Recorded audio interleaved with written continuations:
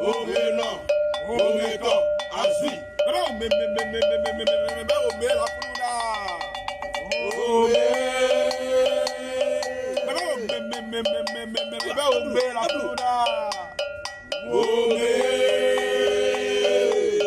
Omena, Omeka, Azui. On va faire les voix, dans les voix.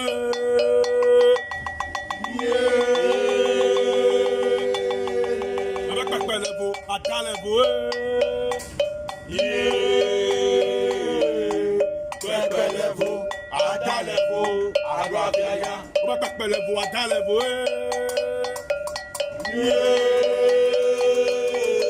On va faire les voix, dans les voix. On va faire les voix, dans les voix. Adela mekade o male pasilo yo. Mekade o male lo. Mekade o male pasilo. Mekade o male lo. Adela mekade o male pasilo yo. Mekade o male lo. Mekade o male lo. Mekade o male lo. Adela mekade o male pasilo yo. Mekade o male lo. Mekade o male pasilo.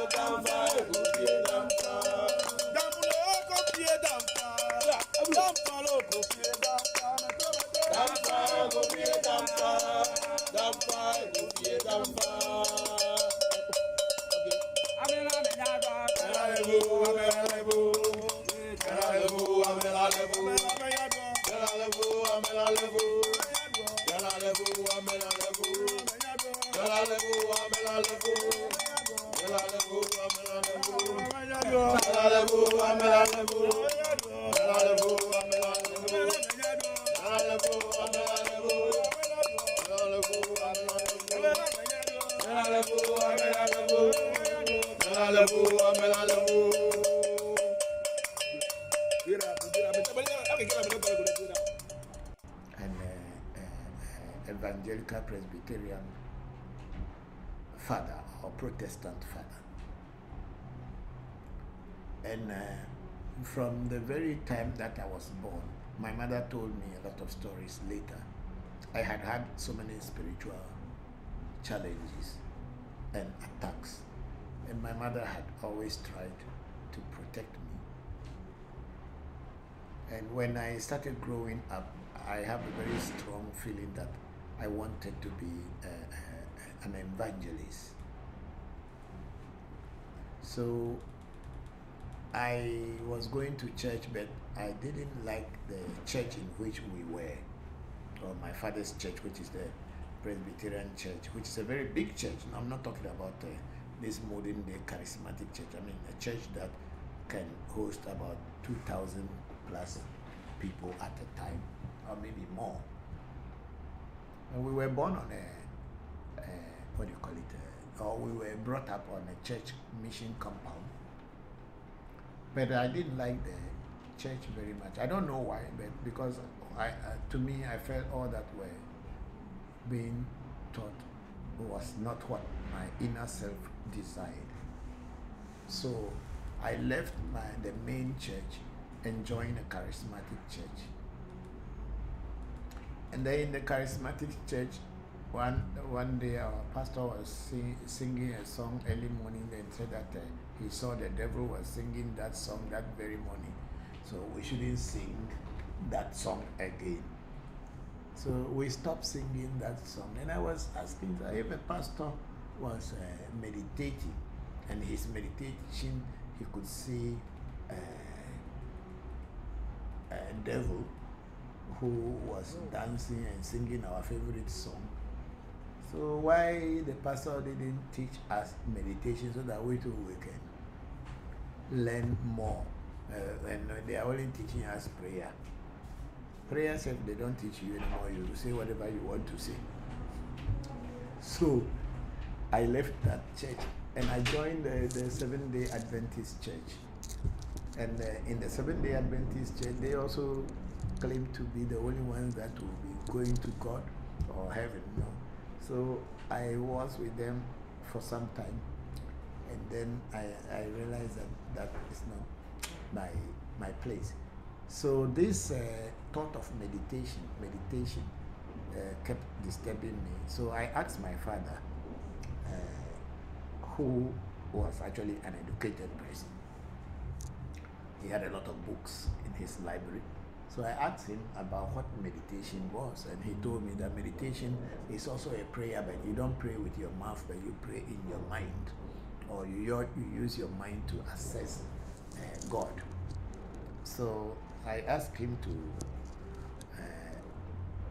to guide me. So he gave me a book that talks about yoga, and then and talk about yoga and meditation. So I started reading that book, and I was so convinced that I have found my path.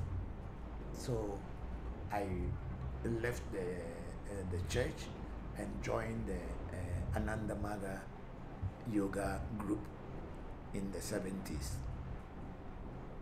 And I became so much obsessed with the meditation and all I was initiated into meditation, the first lesson we call it, and then with that I study and I rise up all the way to the 6th lesson in the Anandamaga, and it took me that desire to work for God took me all the way to India, where I went to train as a monk, a Hindu monk, celibate monk for that matter, and I went through that.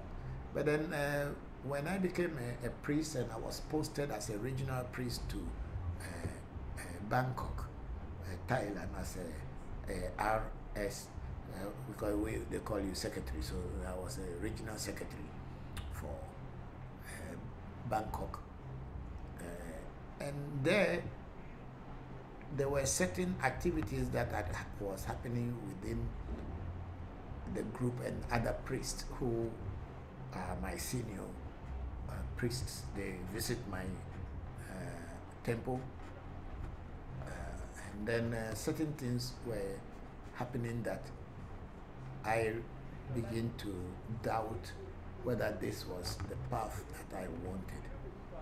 So with time, I decided not to be a monk anymore. So I was called back to headquarters in Tiljala in Calcutta, India. So I went to give back my clothes, and I stopped my renunciation as a monk.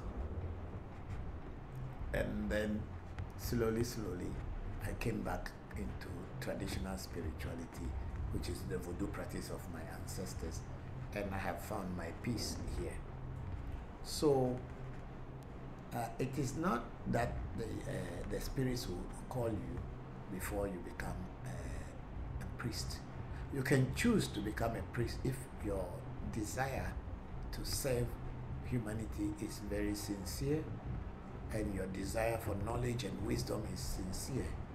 You can choose and join any group or a shrine or a teacher that you believe that is teaching the truth.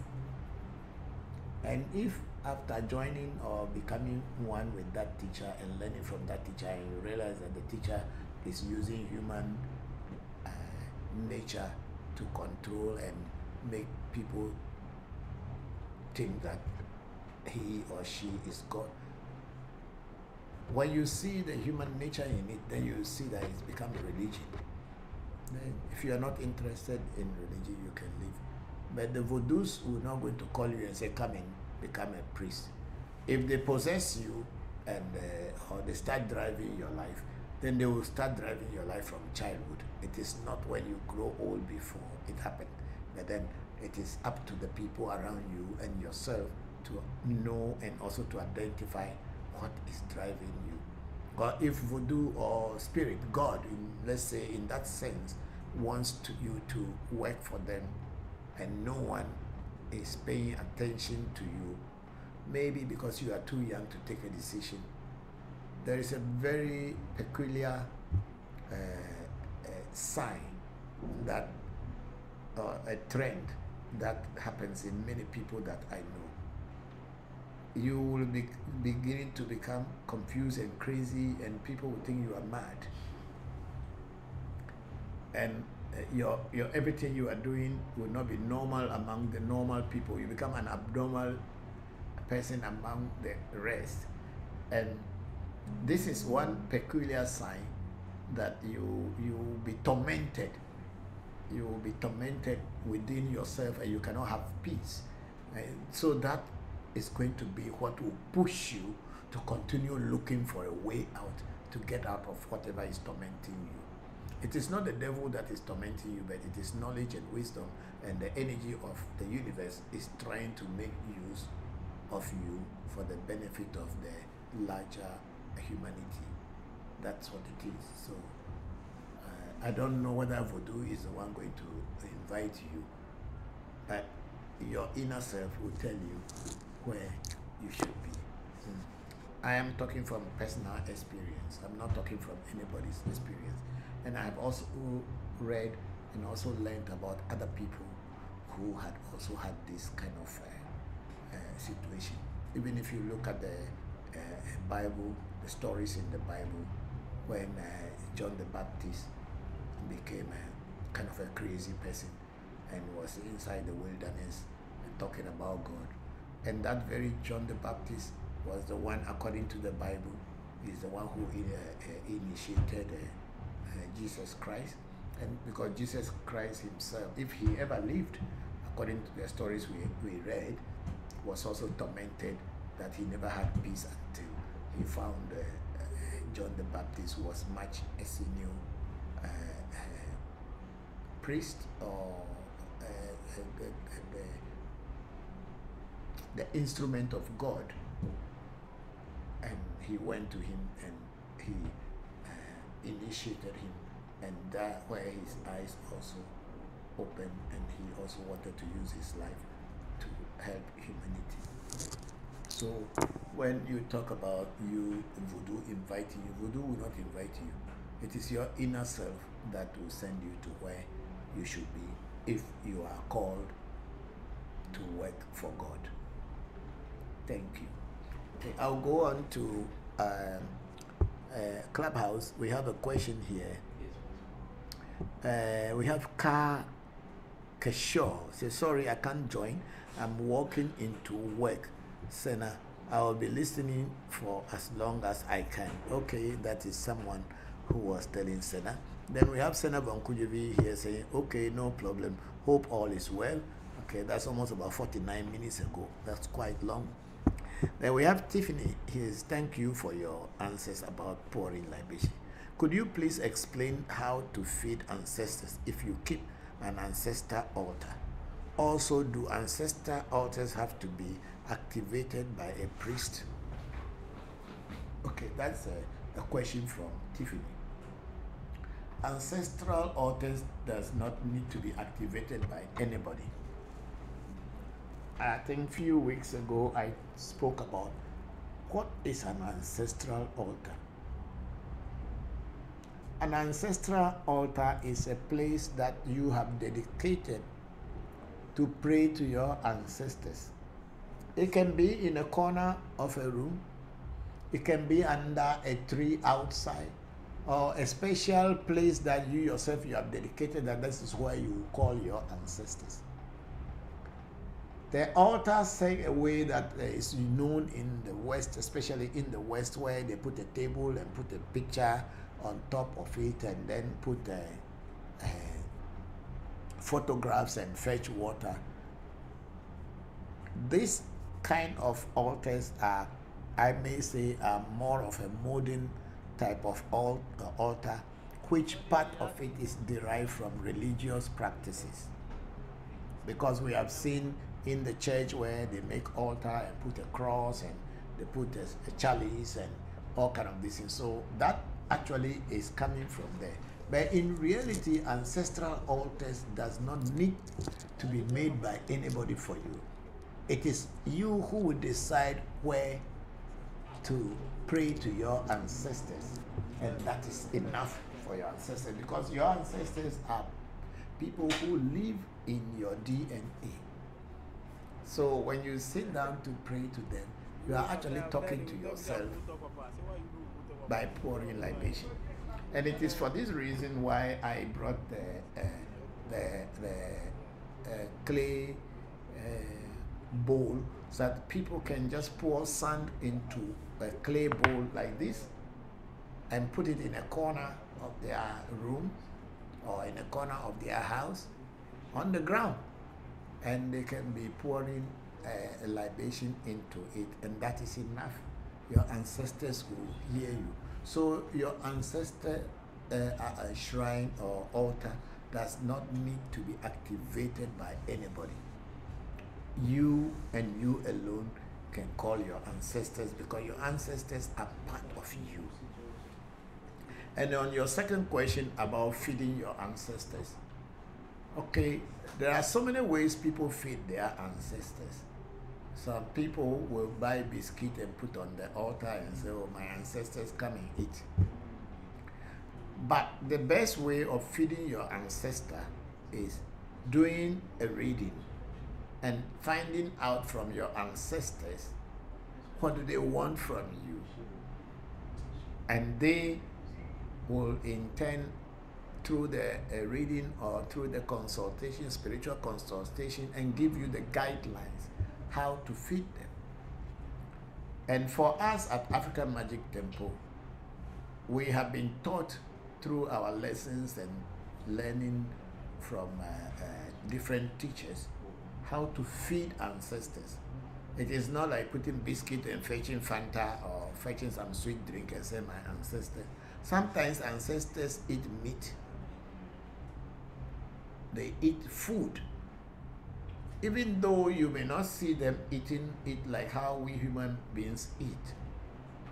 But there's a process, and when that process is followed practically, the ancestors will accept what you offer to them as food. So there is no, I don't know, maybe the way people do it by putting biscuit and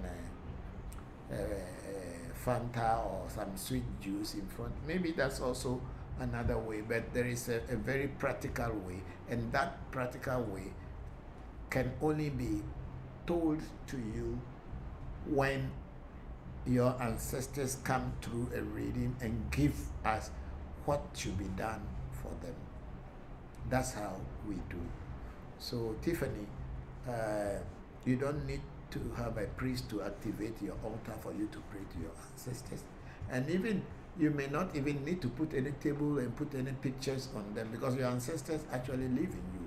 But if for the sake of association, because the human beings like to associate physical things to God in order to nature or to ancestors before knowing, yes, you may put a photograph of your ancestors on your altar, and that this, but make sure you fetch a bowl of sand. Could be plastic bowl, can be a metal, anything in which you can put a earth or dirt, as Americans call it, so that you can pour libation onto it under your table. Don't put it on top of the table. Put it under the table so that when you are praying, you squat and show respect. In Africa, when you want to show respect, we go down. We don't stand up. So, thank you, Tiffany, for that question, and I hope everybody has heard and we've all learned something. Thank you very much. Hunter, the Bofua or Bofuo, I don't know. I don't speak Akan very well, but some people say they call it Bofuo or Bofuo or whatever. My pronunciation may not be very good, but the spirit of the hunter is called Ade. And the Adevu is the drum that they beat for the hunter when he comes back from a game. And when we are doing Adevu, the dancing is not choreographed. It is just kliba like that. How you can dance it, because when you go to kill some animals, uh, there are certain animals whose spirits or destiny or inner self is so powerful, almost close to human beings' own. And when you kill them in the bush, when you come back home, that animal, the spirit of the animal will form a ghost, like how human beings have ghosts. And before you know, you see the animal as you see a human being, and you think that is the animal. And if you are not careful, you shoot, and then you have killed a human being. Because the animal would take the form, the animal would take the form of an animal. The spirit of the animal would take the form of an animal and possess somebody. So you, the hunter, you will be seeing that person. You think that it is the same animal that you had killed, or a similar animal you have killed in the bush is the one coming to attack you. And when you fire your gun, you will kill a human being. By the time the person falls down, or that animal, imagined animal falls down, it's a human being, and you get into trouble. So what our ancestors do is that when you kill an animal, especially like a buffalo, and that's a certain antelopes called a se, uh, they are believed to have their destinies are more prominent in such a way that they can make or become ghosts when you kill them. So when our ancestors, because my grandfathers were hunters and farmers, so I know these stories. So when you kill an animal like that, when you come back home, they do something, a ritual for you we call ade.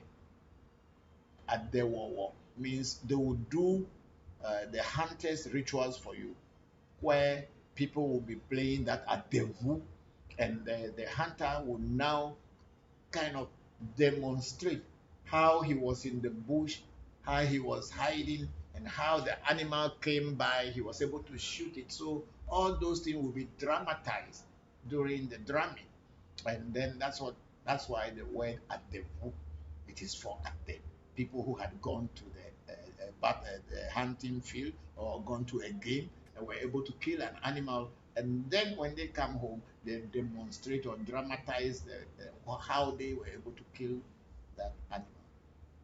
So that is what Adewu is. And then you went on to say, the dancers able to perform those moves with the knife. Because in our culture, hunters are not just ordinary people.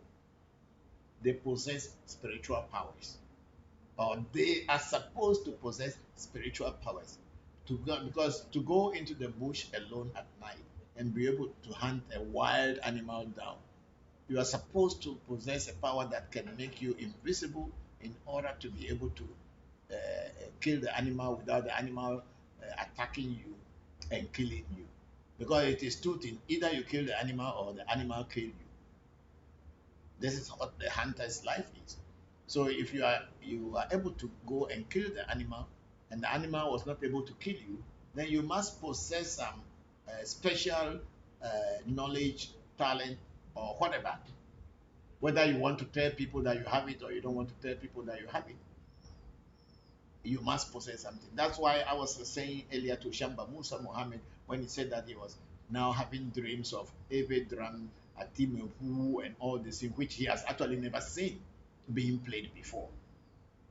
But he's happy because he was now initiated into the secret of drummers, not just drummers, drummers that can connect their drumming to the spiritual plane, so that spirits and energies of nature can now come and teach you how to play drum and play all kind of tunes. So it is also with the hunter. It's not everybody who can just carry a gun and go to the bush and kill an animal and bring back home successfully. Some went, they never came back. And people have not even seen their corpse forever and ever.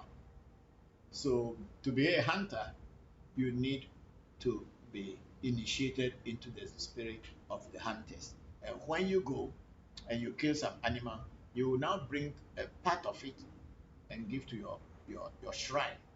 That's why I say Togbe Ade, so that the Ade can bring good luck for you. But in today's world, the Togbe Ade or the hunter spirit is not necessarily like people carrying a gun and going into the bush. Your pen, your paper, your knowledge, your phone, all these things are your tools now. And how can you use this thing to, what do you call it, to uh, harness the prosperity and success that you need? When you pray to the Togbe Ade and the hunters voodoo, which we call Togbe Ade, it will be able to open doors for you that you'll be able to harness success even in today's world without carrying a gun on your shoulders and going to the bush. So this is how Aves deal with nature, trying to make use of forces in nature to be able to live a comfortable and a peaceful life within this space that called physical world. So Dodu Abi, that's my answer. And then Dodu Abi said also, please, is Mau stroke Lisa a form of voodoo? Does Afa acknowledge its presence? Afa acknowledges the presence of Mauga Sobo Lisa, Mauga Kiti Kata, and Mauga Esse. I don't want to go deep into this anymore because I've spoken about all this in the past. Because in the Ewe knowledge, the Ewe cosmology, there is a trinity. Mauga Sobolisa as one, which is male and female. That's why it is called Mau. It's not only Mau Lisa, it's Mauga Sobo Lisa. The one which is always changing. It's not the same. It's a male, it's a female. That is Mauga Sobolisa. And then we have Mauga Kitikata, the one that is also constructing and destroying. The one that is constructing at the same time destroying. That is the Mauga Kitikata. And then we have Mauga Esse, which is believed in every cosmology that is the one that decides to come in the form of human being. And each and every human being has a different esse or destiny. No two people have the same destinies, just like our thumbprints and our fingerprints. No two people have the same destiny. So Mauga Esse is believed to be a major Toda, that which becomes a human being or the one that created human beings. But then Mauga Sobolisa is the creator of the worlds, and then Mauga Kitikata is the manager or maintainer of the worlds. Sometimes destruction are coming like earthquakes and typhoons and all these things. Things will be destroyed. Sometimes winter will come, all plants will die. When autumn comes, dry season is come, all plants will lose their leaves. At the same time, with time when rain starts, then they grow new leaves. That is the work of Mauga Kitikata. So the belief in our every cosmology is that God is three in one. And then under these gods or three in one is all what we call voodoo. Anything under. Voodoo is just likened to spirit. We are offline. We are back. Okay. So voodoo is just spirit, which is in nature. So when you do spiritual work, you will get in contact with all these things. So Afak acknowledges the presence of God. That's why even in Afak, when you are calling the Vuji, you will mention all this what do you call it? You mention all these names, and then you mention the names of your ancestors, and then you mention the name of rivers and mountains and all these things that are in your community, and then you also mention the odus in afar, like Bemeji, Yekumeji, Wolimeji, Dimeji, Losomeji. You mention them all because these are all deities on their own. So you are calling them to come and be present and tell you the information that person is seeking from you in a reading. And these energies or spirits or gods, call them whatever you like. It does not really matter because we cannot understand what God is. So whatever you call them, whatever you say, it's gone also. You want to change that, it's already gone again. Hey, we are trying. Slowly we'll end soon. We are now 5:56, so about 4 5 minutes time we end. So we have a successful decision anyway because the network is terrible. We use our data. So long as people are seeing and being able to ask questions, I'm happy.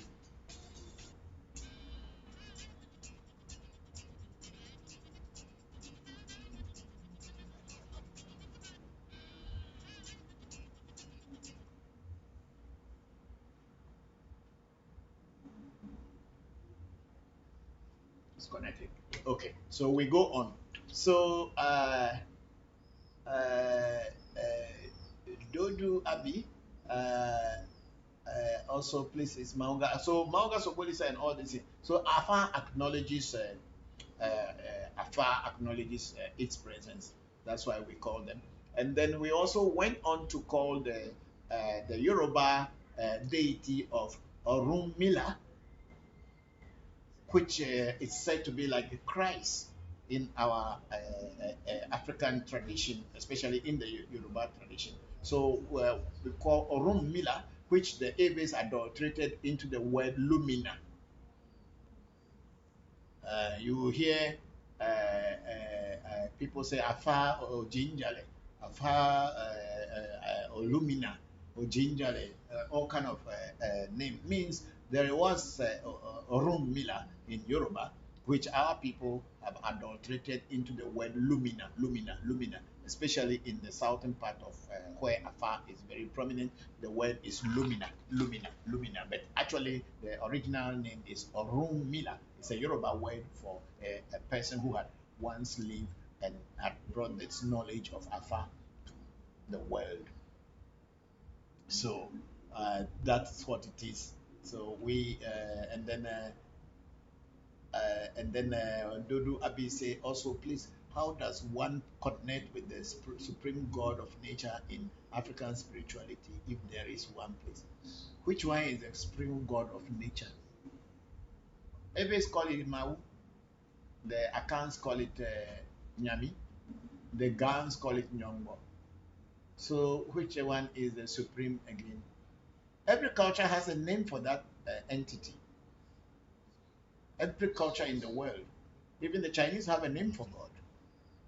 If you go to Antarctica, among the Eskimos, they have a name for God. So which one is the supreme deity of the of God of African nature? Whatever your ancestors call it, that's what you call it. You're not going to go outside your ancestors or your lineage, your blood lineage, and be calling it another person's name. That's where we have failed. See, the African has failed because uh, we don't understand the words that other people use because it's not our language. But then we will rather adopt it and leave our own out and then adopt somebody foreign language and then say that is what God is. So there is nothing called supreme God of nature. It is whatever your people call it, that's what it is. And then Dodo Abi again say, wow. Okay. Then he went on to say, thank you, sir. Very deep. Oh, thank you too for the question because we are all learning. No one possesses all knowledge. We all learn from one another. So I'm very happy that you are bringing questions that I can answer, and then we all learn from it. Then we have a team in Yambe in Zambia. He say, I actually need that money. I lost my job.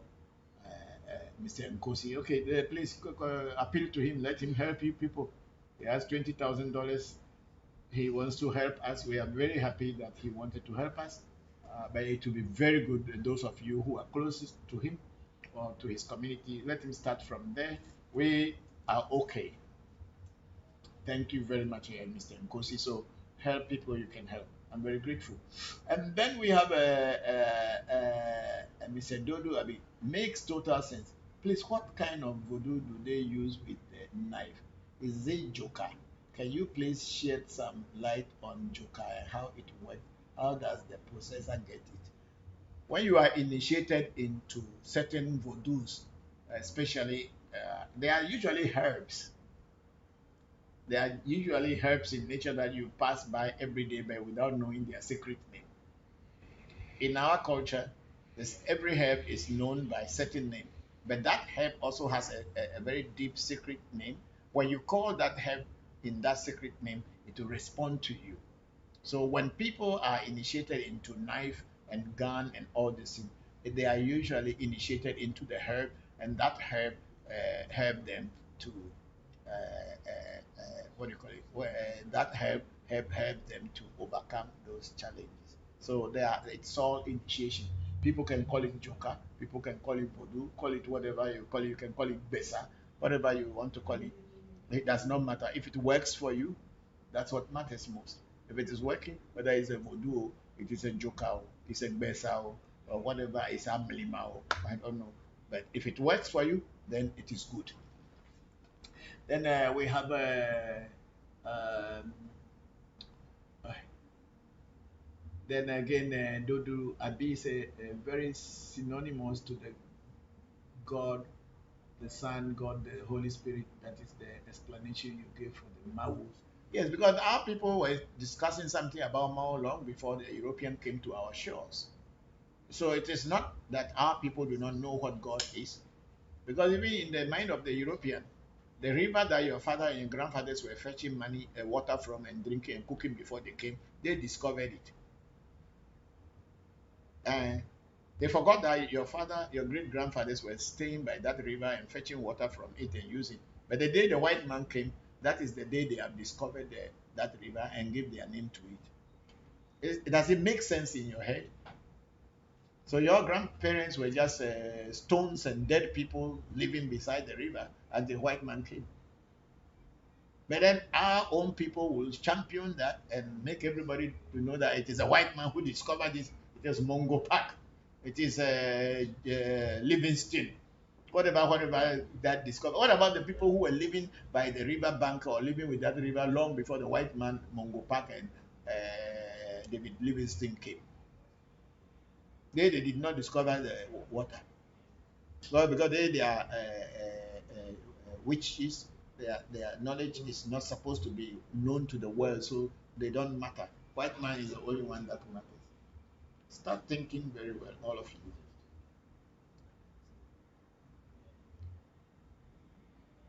So we have a Dodi Abi say our ancestors had the knowledge and worship with their own understanding. Thanks for explaining this. Thank you too for the question.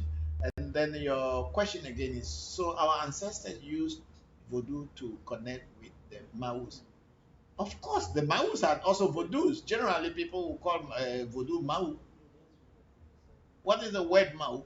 That which is above all is called Mau in Ewe. That's why if you don't speak the language, it is very difficult for you to understand what the words mean, whether it is in Christianity or it is in English or it is in any language. If you don't speak that language very well and your teacher did not explain to you what it means, it is very difficult for you to understand. The word mau is two words. Ma, ewu, that which ma, wu, that which ma is like that which is. Wu means above all. Ma, emaewu, that which is above all. That's what God is called in our language. So our people understood that there is something that is above human being and above everything else. That's why I say Emaiwu or Mawu. So Some people they call the Maus voodoo. Some people call the voodoos Maus. Whatever you call it, doesn't matter. If it works for you, stick to it. Then finally, we have Joseph Nkosi at Timinyambe. Say, where can I send you this donation? Oh, thank you very much, Mr. Joseph Nkosi, for that kind words. And then we have Dodo Abi. Say, what's wrong with that? Let's leave judgment to Mauga Kitikata, I guess. Yes, sure. That's why when you don't know about voodoo, when things go wrong, you blame everything. You know, the religious people are very, very good in blaming Satan. No, because they don't want to be responsible for anything. Recently, I was listening to some videos and they said some pastor did something bad or to some woman or whatever, and it say at the end he said he's very sorry. It's the devil who came and did this through him. Where is the devil? Where is the devil before the devil came and did bad thing and ran away and you are caught? Because the black man, the African in particular, doesn't want to be responsible for their action. That's why religion appeals to us. So that everything we will do, we will find an excuse. So it's not me who is the devil. Why is the devil? Next time, if I were a policeman, I will catch you until you bring the devil. When the devil found you before coming to influence you, you will tell us. And you know, it's so good that most people who judgment and truth will be said, believe they are on the same scale. So when you go to court, they will defend you. So it is it was the devil who influenced you, so they should have peace and mercy on you because the devil is the one. Where is the devil? But we like that, you know, because we are hypocrites and we don't like truth and we don't like to be responsible. So we always blame something else or blame somebody else instead of blaming ourselves for our actions. But in traditional spirituality, you're not blaming any devil. If you do it, it's you. If you are wrong, the voodoo will catch you. And you go and bring the devil. Yeah. Recently, one of our young Bokors, he has offended his father's voodoos. He started running inside bush. They went and caught him and they called me from here to come and pray. I was busy. So whatever I can do, I pray to my voodoos and ask them to go and tell his father's voodoos that I beg them. They should tell their dead father that I beg them they should leave him. And slowly, he became normal again. So these are the things that we in Africa, we deal with. Truth. It's like a knife with two edges. Cut this way, cut this way. If you are right, it will go with you. If you are wrong, it will cut you down. And if you are afraid of it, go to church. You are free. You can do anything evil there. Blame the devil. Blame Satan. And keep dreaming that one day God will take you to heaven and you will go and walk on Golden Street and drink milk and honey. Go. I'm not going with you. So do what you can do. I know where I am and I know where I found my sense and I found my happiness. So thank you all, everybody. We are already 6 o'clock and 9 minutes after 6. And the way our network is challenging us, I'm very grateful to all of us. I think we have some questions on TikTok. So we have Zoe Griffin saying greetings to Tobega. Thanks for your patience and time. God bless us all. Thank you. Thank you. And then also Zoe went on to say, if it's possible that one can. No, you go to churches, they call something Destiny Summit. You go here, they say Destiny something, Destiny that, Destiny. What is destiny? In our Ewe language, the word for destiny is called Se. Jogbe Se. Jogbe Se. Another name in Ewe for destiny is Aklama. Aklama. is another name for destiny in Ewe. And then another name for destiny is Joto. Joto, that which creates. Joto. That's why when I pray, I say I'm a Joto. I say Joto. Joto is another name for destiny in Ewe. So the first name is Se. Then we have a Aklama. Then we have Joto. Another name for destiny, especially the negative one, is Bechi. Bechi. And people in the Ga Adangbe people, they say Beshi. But it's the word actually is coming from the word Bechi. Be is what is Be? Is the word, a spoken word, Egbe. Chi is in this context in Ewe means that which has been said already. So Bechi simply means what you had already said before coming into this physical world. So your Jogbese, your Aklama, your Joto, and your Bechi, they have positive side and they have negative side. The positive side, when it is on the higher side or rising side, things in your life become normal and okay for you. But when the negative aspect of your destiny is always going in a declining mood or going down, a lot of things you do, you will not find good solutions to them. Whether it's about childbirth, getting money, having a husband, having children, or just having a good life in general. If the negative is so active in your life, you will be struggling against all the odds, but you will not be finding answers. You will do your best, not that you are a lazy person, you will be doing your best, but somehow things will not be going your way. Some may come through a lot of struggle and rituals, some may come, but a lot of time you will realize that you are always marking time and you are not getting to where you want to get to. That's why there's a song that we sing when we are talking about Bechivon or a Sevon or negative destiny. Okay. In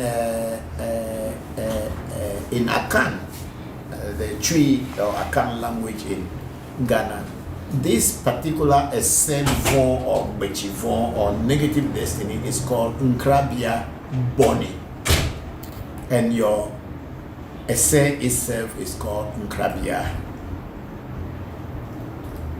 But the Nkrabia Boni means the bad side of your destiny.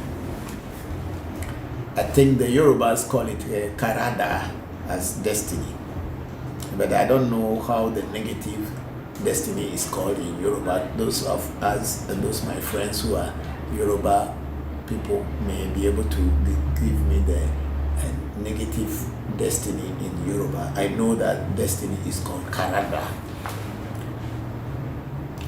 And then in Japanese, because I stayed in Japan, they call it Umme.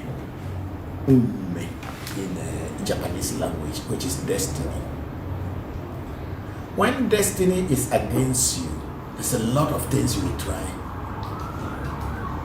but you will not succeed. No matter how much hard working you are, no matter how much you sacrifice yourself, things will not be going positively for you the way you want it. There's a song that is sung during one of the rituals of a seven or negative destiny is Menya Wona menya wonao. Esendo menya wonao means to be able to work out your destiny is not an easy thing, it's a challenge. Menya wonao, esendo menya wonao, evinue jiji lesebo, to give birth to good children, beautiful children, children that will succeed in life. It depends on your destiny. Esronue dede lesebo, to get married and find love and live in a marriage peacefully, lovingly, is your destiny.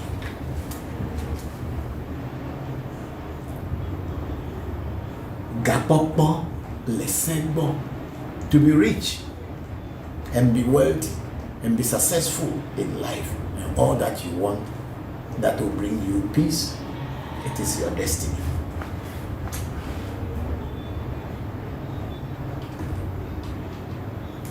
Deka jeje lesebo, to be handsome, to be beautiful, it's also your destiny. I think most of you agree with me that it's not everybody in this world that is handsome, not every man in this world that is handsome, and it's also not every woman in this world that is beautiful. It is their destinies that chose that for them. And some people are so beautiful, so handsome, as if they were angels. It is also their destinies that chose that for them. So destiny is the God that created human being. Other gods may create the oceans and valleys and trees and sky, but the one that created human being is your destiny, the God of destiny. Ese. That's why the question that Juliet Austin asked was about destiny. If your destiny, is it Juliet who asked that question? Huh? It was on YouTube. If it's not Juliet, then it's somebody. It was on YouTube. It's on YouTube about destiny. No, you're going too far. Come. Yeah, that place. Say whether consequences, either or bad, pass on to the next generations. Yes. So you see, what do you call it? When a woman who is supposed to be the creator of this universe and the creator of human beings, because it's only women who carry the seed until the seed mature and then the seed comes out to the physical earth. Just like the mother earth the earth is called mother earth. When you plant a seed into the mother earth, it will go there and mature and everything, and then later shoot up to the surface and start to grow, and then if it is properly taken care of, it will become a good seed and a crop that people can benefit from or use for keeping themselves happy. So a woman being that mother the creator, carries the seed and later brings it out to the world for the world to see. If the destiny of that woman is still, or the negative destiny, the negative destiny of that particular woman is so strong and disturbing that particular woman, any child that will pass through the channel of birth will inherit some of this negativity from the mother. And it is more so strong when they are female children, because they are going to be the next creators. So it is very good that we all take care of our negative destinies to align it with the positive destiny, so that our lives will have peace. And this is all that I want to talk about destiny for today. and especially negative destiny. It's a very strong thing. If it wants you not to succeed, you can even become a president, you'll be disgraced. You will fall from the grace to what? To grass. You will fall from grace to grass, no matter what. A safe one is very, very, very strong. Your negative destiny, if you can, try to work on it so that you will be fine. Your generation will be fine. Your offsprings will be fine. Your next generation will not inherit any consequences or bad influences when they come through that channel to come into earth and be here. So that's what I wanted to discuss today about destiny. It's a very, very strong point.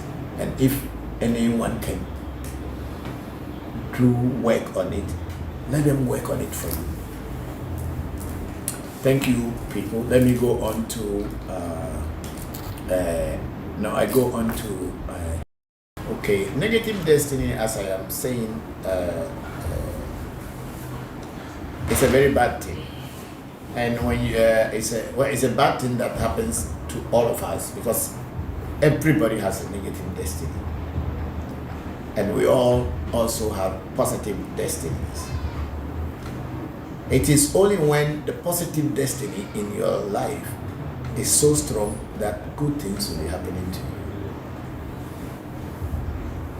Some few bad things will happen, but mostly good things. And when the negative destiny is also stronger in your life, bad things will continue happening to you than good things. Not that good things will happen. Some good things will happen, but there will be more bad things happening in your life than good things. And when you talk about abortion is when a woman tried to kill a child that wanted to come into this world through their channel. That's what abortion is all about. Killing a child that wanted to, a soul that has taken a physical body through sexual intercourse between a man and a woman, and a soul wanted to descend into this physical world and continue its journey, and you terminate its presence. That's called abortion. When people die, the soul or the esse, the destiny, the inner self, the atma doesn't die. Only the physical body dies. And this soul will be with the maker of life. And when the time comes for it to descend, it will choose people that it will come through. It will also choose, the destiny will choose the environment that it should be born in and appear, and the time to be born, and then it will appear. So if the soul that is going to be born into this earth chooses to be a black person due to what it has done in the past life and is coming back as a black person, that black person can be born in Africa, can be born in America, can be born in any part of the world, but it will be born a black person. And then it also will choose the parents that will give birth to it, according to the life those parents are also living, and that what that soul will decide to come and do in this world, it will decide how to come. That's why your essay or your destiny plays a part. It's the one that will decide where you will be in your next life and who you'll be and what kind of race, color of skin that you should have. But if the soul wanted to come and it chooses you as a vehicle or a channel to appear on this physical earth choose you to be the vehicle to use to come down, and somewhere along the way you terminate it. The soul will have to go back and wait until you find another congenial and convenient atmosphere and partner to come back into the world to express itself and continue its journey. So it is advisable, if possible, abortion should be avoided as much as possible. So L222, that's my take on destiny and abortion. Thank you. Then you have Thai Surya. Can doing reading help him to know where to retire to? Yes and no. A reading can tell you choose to go to Nigeria. But you may go to Nigeria and you may face challenges. But the reading says that's where you have to be. But if you have not had any experience, you will be worried and you may face a situation, frustration and everything. So it is advisable that if you want to go back, you want to go to a country that you have never been before and you have never experienced it before, it is advisable that you go there physically. And after visiting everywhere, now do a reading to ask, okay, I have been here, this is what I saw here, this one, where do my essay, my destiny think that I should be or should go to? That is better than just having a reading and then without knowing the place. So with me, my advice is first go to all these places that you wanted to go and then do a reading to know which one to pick among them. And then we have Savage Black. He said, please, what about the money rituals? No, in my shrine, we don't believe that anything called money ritual exists. It does not exist. The ones that we see in movies, Hollywood movies and Nollywood movies where money rituals are done and people became rich without working, doesn't exist. But when I say so, people think that I don't want them to be rich. But at my shrine, we don't even know how to do it. It doesn't exist at my shrine. But maybe there is somewhere in the world, in Ghana, in Africa, or somewhere else.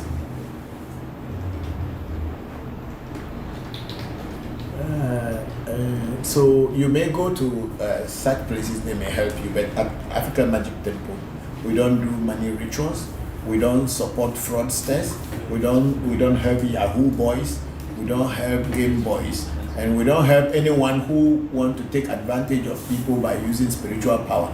We don't do that here.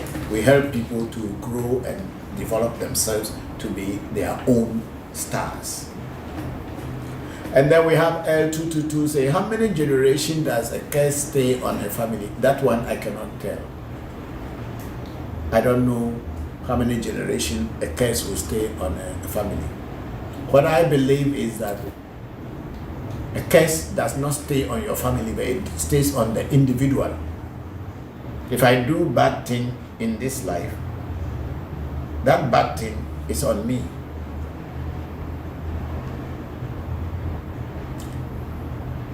And if my destiny wants to punish me, my destiny will make me born back in the same family or closer, so that I should experience what I have done. And if that is called a curse on a generation, then so may that be. I may also go to another country or another race, another place, another different family, and be born and still experience the punishment. And if it's a blessing, then I will enjoy that. Whatever you sow, that's what you reap. It is not a generation that this comes to say that it is this number of generation. No. That I don't believe that. You can always change your destiny if you know how to change it. You can. So I don't know how many generations. Listen, I don't believe in the Bible because the Bible is a story of people who do not know what they were saying. They were just compiling different stories from different places and put them inside the Bible, and then want to use it to rule and create to rule people. Because I think somebody sent me. Okay, good afternoon, good morning, and good evening, wherever you are this moment. Thank you very much for joining the Revolution Voodoo Education live streaming. I am Christopher Voncujovi, Bokor Christopher Voncujovi, your host. I'm transmitting from Africa Magic Temple in Ghana, West Africa, precisely Accra. Thank you very much for joining the section. I'm very grateful to all of you. I am going to pour libation, and then I pour a simple libation, and after that we can start. Thank you all for being with us last week, and again, those of you who are again here this week. I'm very grateful to all of you. Please prepare your questions and then ask me your questions. Thank you.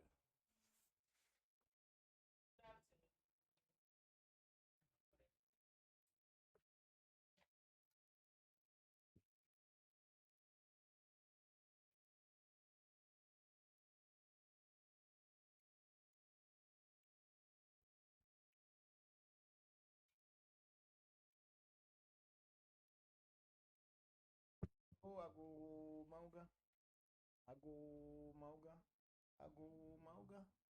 Edo ago zieton. Me yo mauga sombolisa. Me yo mauga titikata. Me yo mauga ese. Ese joto, ame joto. Ese nanwa ame. Ese tenanu ame. Wame no pevi, doku no pevi. Edo ago. Wame no pevi. Maybe enanu doku no pevi o gbena. Doku no pevi, maybe enanu wame no pevi o gbena. Ese popolipo, ese tatafia, ese joto ame joto, ese nanu ame, ese tenanu ame. Eyo mi ora kete duagu. Eyo sheme ham furasho, kwese mi furasho kete duagu. Yo abraxas, abraxas, abraxas. Abraxas, abraxas, abraxas, abraxas meyo. Si adreko duagu, yo ta adreka wevi me kuno. Wo wo verso aton, e verso la kame yo me duagu. E me yo mi no so jie anyi du so kaka chika se boje adre me ya la fa ba nyagbolo mi la pe pe ba nyagbolo mi juru hono me yo ra kekelo wenye anyi gba ma jo flolo afokla ngba mo do adika wenye afli me mateku etega ana haru o me yo akan be cho fa kan ngone ba kan je ba kan bisu ba kan tro ba kan me nyama kan fi ba kan ma mi wa ta ba kan ga ba kan peli pa me gba haja do lo akopla ba me do ji fi to ba tro me te do ji me yo mi nu dao oyo mi xɔgba oyo mi be wa o kaku o kpe mi o zango oyo mi ple viwo ɖe kekeke dagbe dzi me yɔ mi ɖo mi xɔ yɔ ɖe keke wo dzɔ kpata dzɔ maku afɔke me vɔ le me dzesi me vɔ le fudo me gbeɖi kuklo ku atɔ le fɔfɔ me dzɔgbenye wo xe be dzɔgbenye me to aye me mɔdzi o to anu kɔ ɖe kpe venyi le ƒe megbetɔ va dzɔ tu zɔ kple duwo me nɔ teƒe ɖeka o dzɔkpata me yi le hafi dzovɔ va dzɔ nyi dzɔkpata wo ƒe fia dzɔkpata metrona megbe de amewo lo avifagbe eɣli ɖina dzɔkpata menɔ anyi hafi mia adzɔ lo dzɔkpata dzɔkpata nye teƒe me yɔ wɔ mesi me gbɔ dzi ɖo to tɔgbe ɖe nta va kpe luti zugbolu adzima gbodzi kple ɖo dzalo ƒe ŋkɔ me valenti fafa me lo valo dzona kpefu agosa kpate me yɔ lo atigeli me yɔ klo vedo me yɔra kekeke laafia me yɔ amega sese gedza kpakpa sese sese tɔgbe gedze ba xɔ ha meyɔ brahini meyɔ gbɔgbɔtsi meyɔ ŋugbe meyɔ foli bo foli kɔkɔ mɔ ɖeke gomli godo klutse kuma kɔme la ga tɔgbe nyɔnu ba xɔ ha meyɔ tɔ nye kɔsi ƒe ku akubi yɛ nɔ nya kɔsɔ wɔ ku fo nye kɔku gedze tas nyamo si fusi jam kɔsɔ abra kɔbra mama nye gbɔdzo mba tɔgbe nya kɔku kofi tɔgbe nya kubi ame nsa mama nye dori efe ŋugbe ƒe kunɔ mena halo kuto me ne fana mi gbogbo ɖe mi na gbogbo nu ne fana meyɔ ƒe nye celestine yawa kubia katrina kubia fo nya sense kɔdzo fo nya yawa bena kubia kuto me ne fana mi meyɔ awu nɔ tudzi bɔkɔ tudzi tɔgbe tudzi meyɔ kinikini ha sese kpɔ ŋtsi agbe bara su bara gbe nana meyɔ kuto me ne fana mi lo eye meyɔ Bokor adafli so sofa hu ambovi Bokor afacha wajobe kuto mene fana ni gbogbo relo yo hunu le va kpo hunu le gbe avega togbe amaze kuto mene fana mi yo togbe anani tretu le jita togbe Abraham jevenu le chame to Bokor kuto mene fana mi gbogbo re yo Daniel vie pe mare lagbaro Nigeria me yo amega koku anatovi ankeima kuto mene fana lo me yo happy ajo akoso abaji kuto mene fana mi gbogbo re na gbogbo ne fana me yo tre vivio lo me yo brahini vio me yo geje vio gbe vio po iji me le bacho nya nu wateshi again vio piti kuto mene fana mi mate man vio piti kuto mene fana mi lo gudu dagbe me yo abochi sakraka me chapa be adogo kotokoli don ko kunuma kwa gbere nu gbere to gbere le cho franta bani fe vini ko bisin kra ko fito ja o cho to ko ficho hen ko fi atra kable me yo to be ho gba to me gba vodo to tora ho ibu me za pa za mi kuli nyo hoto ko chinyo hoto kere me yo mi dagbere agbe me yo mi do me yo di fe nu poto yo kele me nu poto yo sa nu poto viviti me nu poto awudi da fa me chi apa gbe mi pe vi o ada fe gudu me yo mi me do ago ye me yo papa me wu ati to nígbà cheko ade na ha ye me yo yes ado vivido vidi re mo ati o yo ra ke na mi agbera do you know me yo mi lo afana go me yo ra ke yo poli gbe meji eku meji wole meji ti meji lo so meji ngole meji abla meji akla meji buda meji sa meji ka meji trupe meji tula meji lete meji che meji fu meji oli che tula me yo klebo bi de kan fu to ba de obu am to ba de nya de ma pe ne di to me ke bete che mi ate pe me ne fu si ato yo ile to me ya pere mu nya se nya ma ko re to chu mi apo nya se nya do chu mi nu me ne nya mi ato nya se nya ma se re o to go mi ase po pe ro nye ne be bri bo ko to asine di dole va ma se ne ba gbe ne va me se ma ke le mi apo le kosra me dagbe ne va na le kosra me enu nyu no va lo.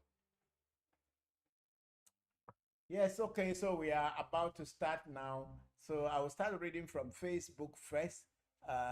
We have on this thing called Richard Labi is voodoo witchcraft. I don't know, but I will ask you, what is witchcraft? If you can, Mr. Richard Labi, if you can tell me what witchcraft is, then I can tell you whether voodoo is witchcraft or voodoo is not witchcraft. I don't want to answer directly by saying voodoo is not witchcraft, but maybe you have a reason why you asked that question. So if you can tell me what witchcraft is, then I know what voodoo is, but I don't know what witchcraft is. But if you are able to tell me what witchcraft is, then I can be able to explain to you whether voodoo is a witchcraft or it's not a witchcraft. Thank you. And then we have Lillian Glaston. Say good afternoon, President Sir. Hello, Lillian. How are you? Thank you very much. Yeah. Lillian, good afternoon to you. And how are you today? Thank you very much for being present. I'm happy. Thank you very much. And then we have Van Terico saying, hello, Papa. What do you call issues that plague multiple generations due to not attending to the voodoo that is or are connected to the family? Is there a name for this, since we cannot call it curse? Oh, you can call it curse. Who says they cannot call it a curse? But I'm not sure if I know the name for it. But maybe in every the I don't know. I have to think well. A plague that plagues a family when people do it. That's what we call FIFO doing in every FIFO doing means it's a curse. It's a curse. It's a FIFO doing.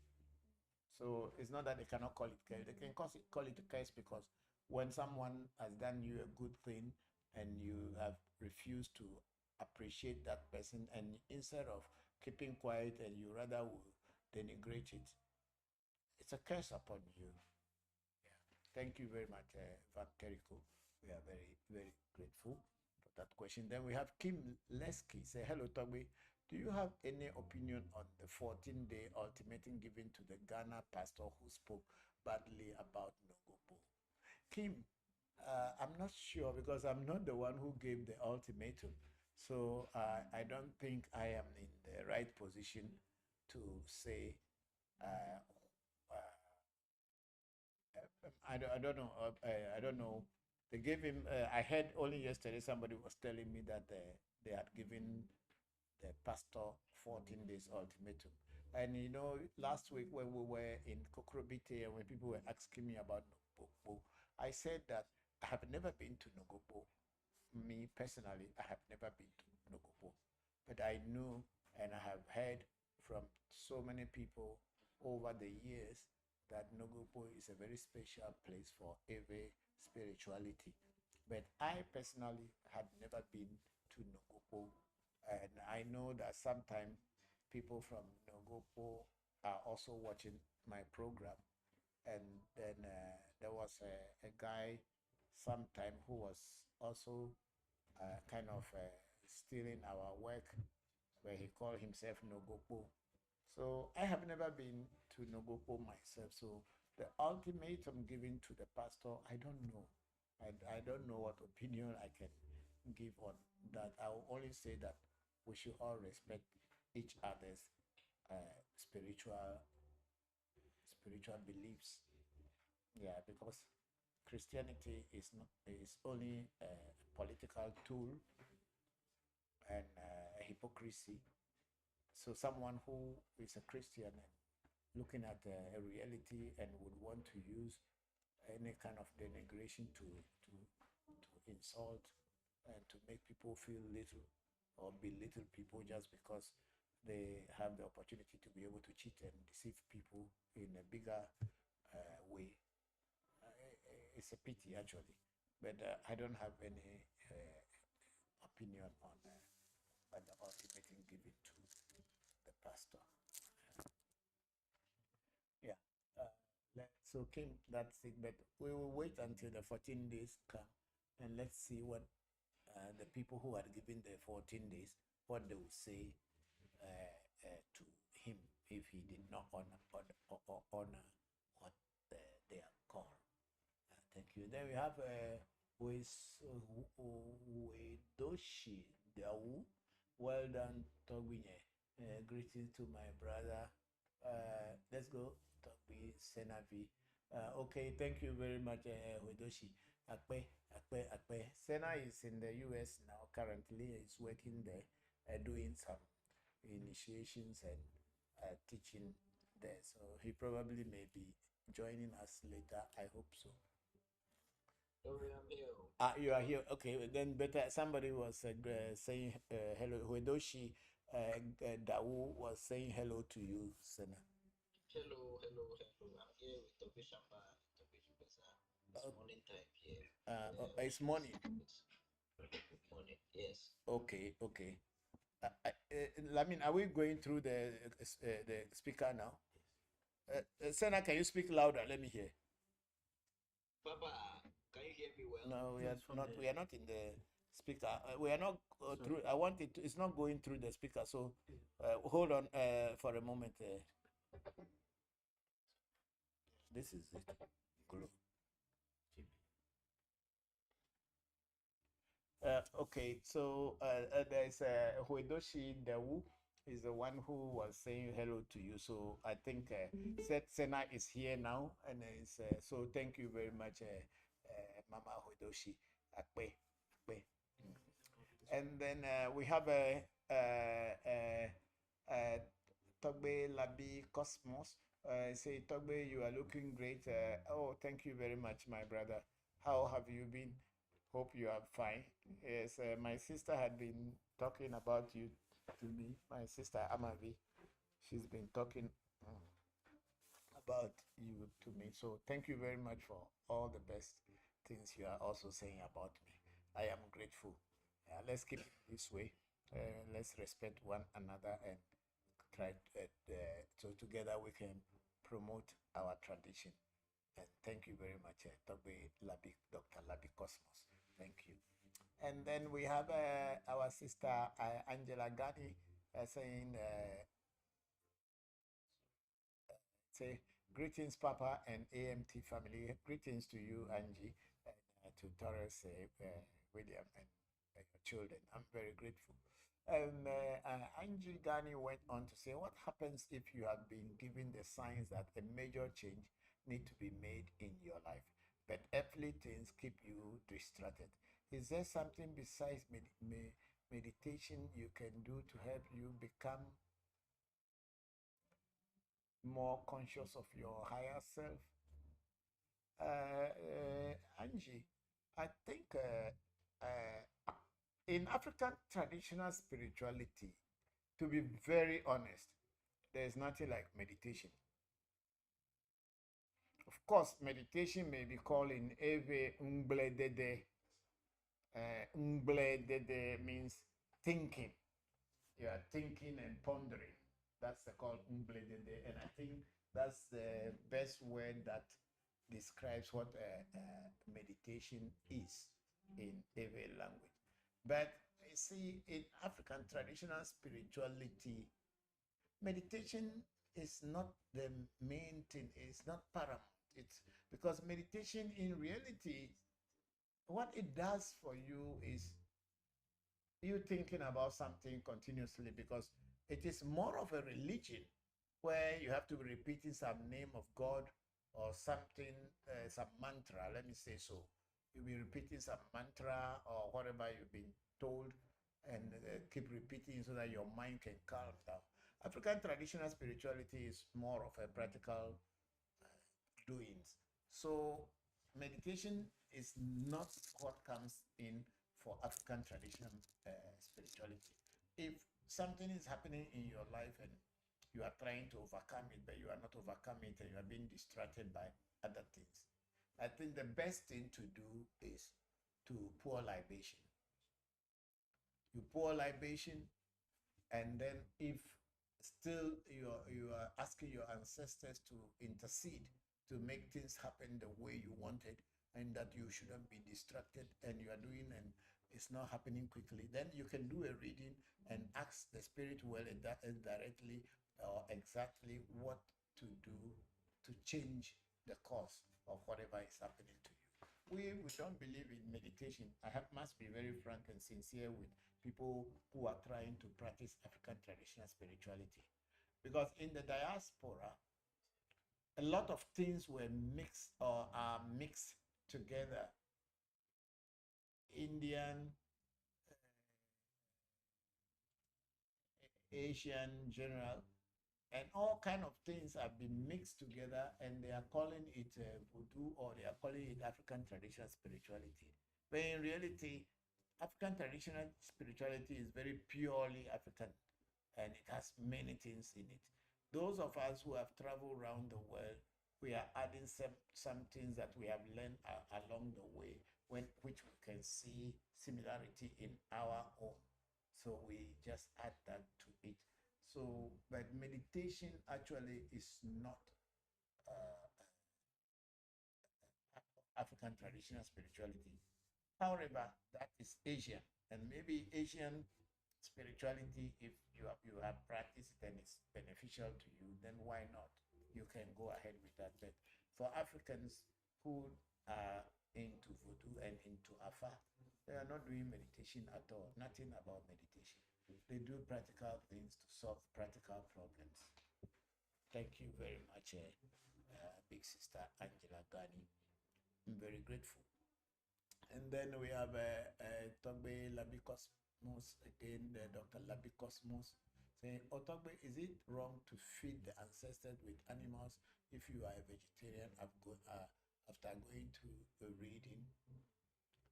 Yes, of course, the ancestors are not vegetarians. So there's nothing wrong at all. It is not wrong. The ancestors were not vegetarian. Africans are, we eat vegetable, but we don't call ourselves vegetarian. Vegetarianism is either for health purposes or for religious purposes, that religious purposes or religious reason, and this religion is more or less related to Hinduism. This or religion is more vegetarian. They say is more related to Hinduism, and if in Christianity, then we are talking about the Seventh-day Adventist Church. But our ancestors were not vegetarians. So if your ancestors ask you to feed them, the way I practice is that even if your ancestors ask you to feed them, you need to ask your ancestors, what do they want you to feed them with? That's the best way. You must ask your ancestors, what do they want to eat? What do they want from you in the reading? If your ancestors say, okay, don't feed us with any animals, then you know that at that moment they don't want any blood uh, uh, meat or blood animal or blood food. Then if your ancestors ask you to kill goat, to kill chicken, to kill other animals, duck, guinea fowl, and everything for them, so that they can empower you. And you say you are a vegetarian, so you don't eat guinea fowl, so you will not kill. You cannot feed your ancestors because, mind you, your ancestors were not vegetarians. It's a new thing you have discovered through reading and association and social media, probably, and you want to be like that. But your ancestors, they were never vegetarians. That's why we have a voodoo in our tradition called Togbe Ate. How can you be with Togbe Ate and say that you will not kill animal for it? Do you think the lion in the bush eats grass? Lion doesn't eat grass. God did not make the lion to eat grass. God made the lion to eat meat. So when the lion is hungry, it will look for meat. Once in a while to eat some grass, but that's for medicine, for medicinal purposes, but it's not for food. So let us not deceive ourselves thinking that if somebody is eating meat or somebody is not eating meat, if you are not eating meat, then you are spiritual. No, no, no, no. Being a vegetarian doesn't make you any spiritual at all. Maybe health wise, you are fine because maybe your stomach cannot digest meat or it's not good for your body. The majority of people in this world, from time immemorial, have been eating meat and fish. So if you are trying to say that you don't eat meat, so that makes you a spiritual person, it is never true. It is self-deceit. Even India, where there is vegetarianism, how many people in India are vegetarian? It's only people who are very, very, very strict. People eat fish. Is fish also not a living thing inside the river or water? People eat egg. Is it not laid by chickens? People drink milk. Isn't the milk not coming from an animal? Let us be very realistic with our own spirituality and stop deceiving ourselves. Thank you very much. And Dr. Labi went on to say, our ancestors also feed certain parts of the animals they kill in the bush to the Togbe at the energy. Yes, that's exactly what I was just saying.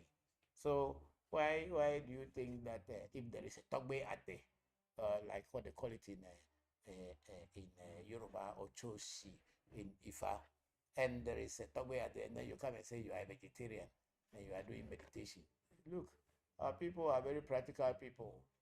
We get teeth, we chop. Even Togbe at the, some part of his incantation is that when you go to the bush to kill an animal, you don't have to cry for the animal you are killing as a hunter.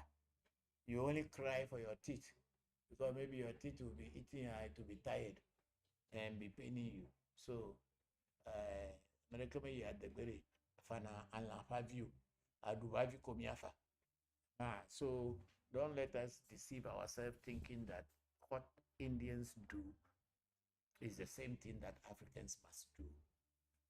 Now, this colonization had been there for ages. We are trying to overcome it, but people are still uh, hanging on to it in different forms.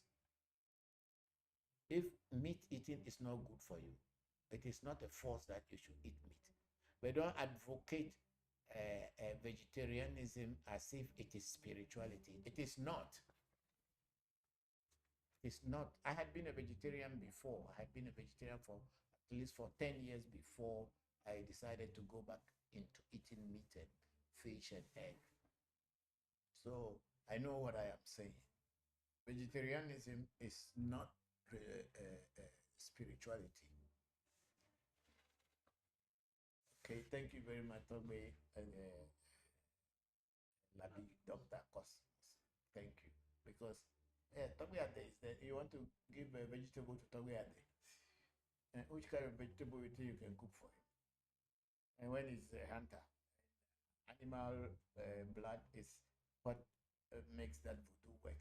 And then you are saying you want to cook a prekese or you want to cook a cauliflower for Togoyate. Or what do you want to cook for? Like they say. Let us be realistic when we come to African spirituality. It is not a joke. African traditional spirituality is not a joke and it is not an imagination. It is not based on faith. It is not based on any belief. It is based on practicality. So you can be eating meat, can even eat the head of the animal, and you will be very powerful spiritually. And someone who say they are vegetarian, look at most of the vegetarian. Don't you see that they are not very healthy? I mean, at least physically, when you look at them, you realize that they don't look so healthy. I had been a vegetarian before. I stopped because I wasn't healthy. But if your system doesn't like meat, don't deceive yourself that that means you are spiritual. That's why your system doesn't like meat. It's not true. Let us be realistic when it comes to real things. Okay. And then we have our brother Sibeki Temba Dube in UK. Say greetings and blessings to you, sir.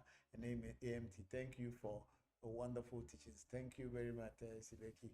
Thank you. We are very grateful. We were just talking about you yesterday. You are here today. Thank you very much. Yes, we were doing a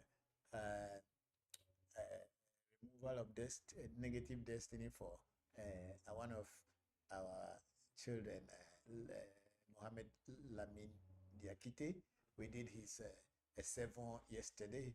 So during the time we were about to start his own, the rain too want to worry us. Then we remember you that at your time too, the rain came. Yeah, but then we were able to do it for him successfully last night.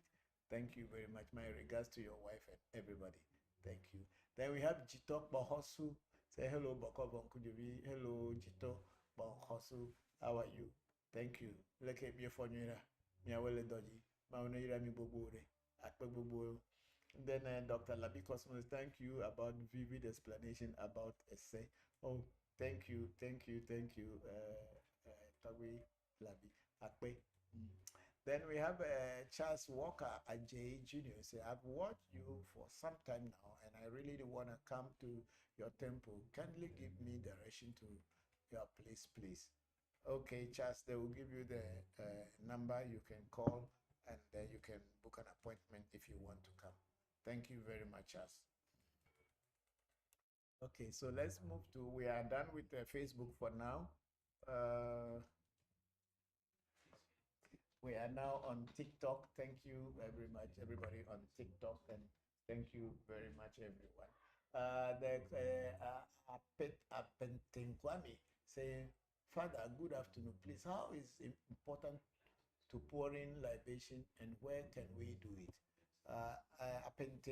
Kwame, I think to pour libation is important because that's the way we Africans, especially we in West Africa, and yes, we in West Africa and particularly in Ghana, that's how we relate to the divine being because we believe very strongly that the divine being is something that we cannot see, we cannot hear him, we cannot even smell him.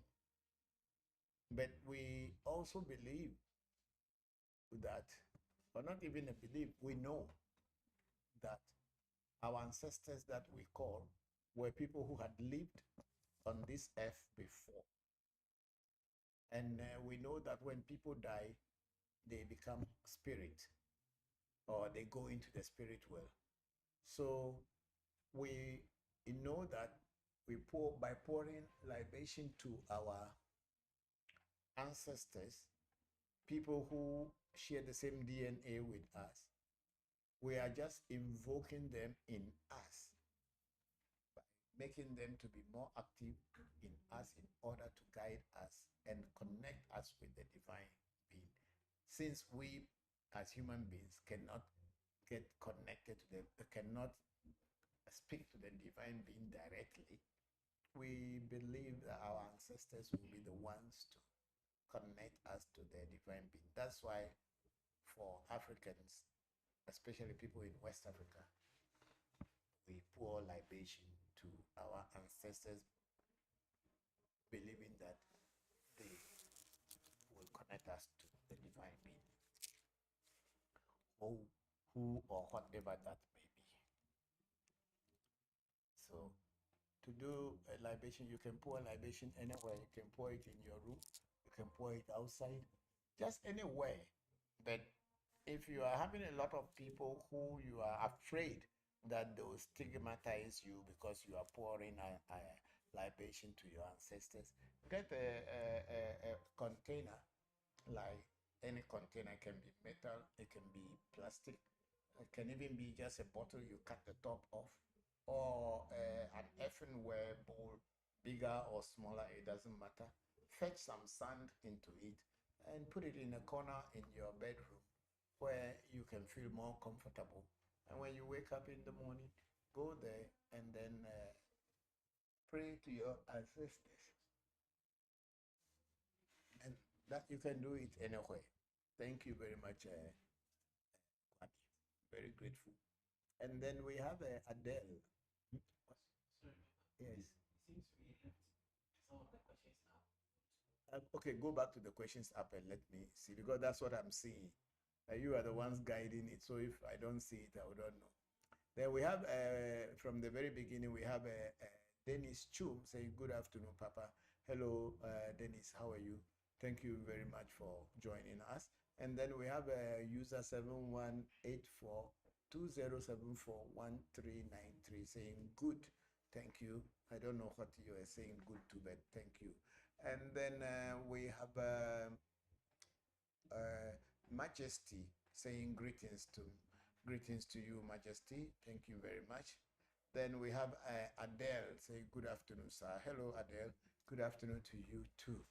And then user 477848926313. I think I know this person, but okay. It's saying good afternoon, sir. Good afternoon. Good afternoon. How are you? Thank you very much for joining. Then Evans Sapon say, Papa, can I visit your place? Yes, of course you can visit our place. We are open. Take the number in our profile and then you can book an appointment or call and let them know that you are coming, and then they will tell you when I will be here, because I'm not always at the shrine.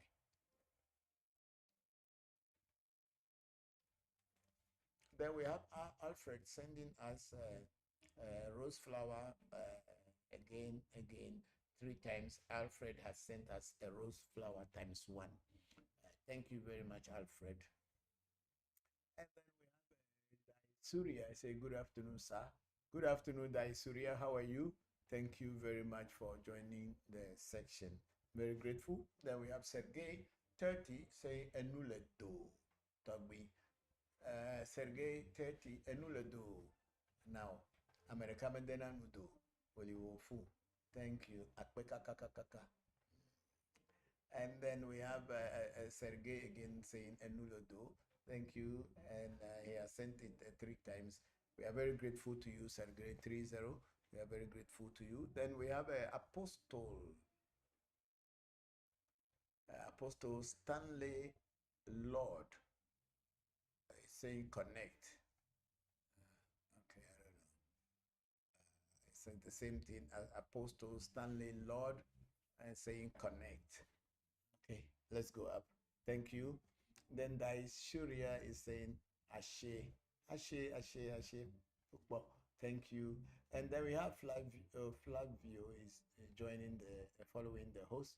Then there's Sly Kobe Edem saying Ashe. And then we have Chubizo saying good evening, Papa from Nigeria. Hello, Chibuzo. Thank you very much, Chibuzo. Thank you very much for joining the section. How are your family? How are the people around you? My regards to all the people, your dear ones. Thank you very much. Then we have Naftali. See? Nanaya or Naftali. So Naftali, will I get a good response to my job application this week? I don't know because I don't know you. I have not done any consultation with you, so I'm not a priest that goes in the air and without knowing people, without hearing who they are or this, and then just say that you will be this, you will be that. I don't do that at my shrine. I'm sorry. And then we have a like Kobe Edem, he say Ashe Dagbenevalo Akpegbogbogbo Redem. Thank you, thank you, thank you. Then we have Manuel Breedlove following the host. And then we have somebody called Pillow. Say good afternoon, sir. I don't miss your section. Yeah, okay. Yeah, we are just starting. Last week we were at the beach, so you can always go back to them if you want to. Yeah, thank you very much. And then we have a Sweetie Candice. Say good afternoon. Good afternoon, Sweetie Candice. Thank you very much.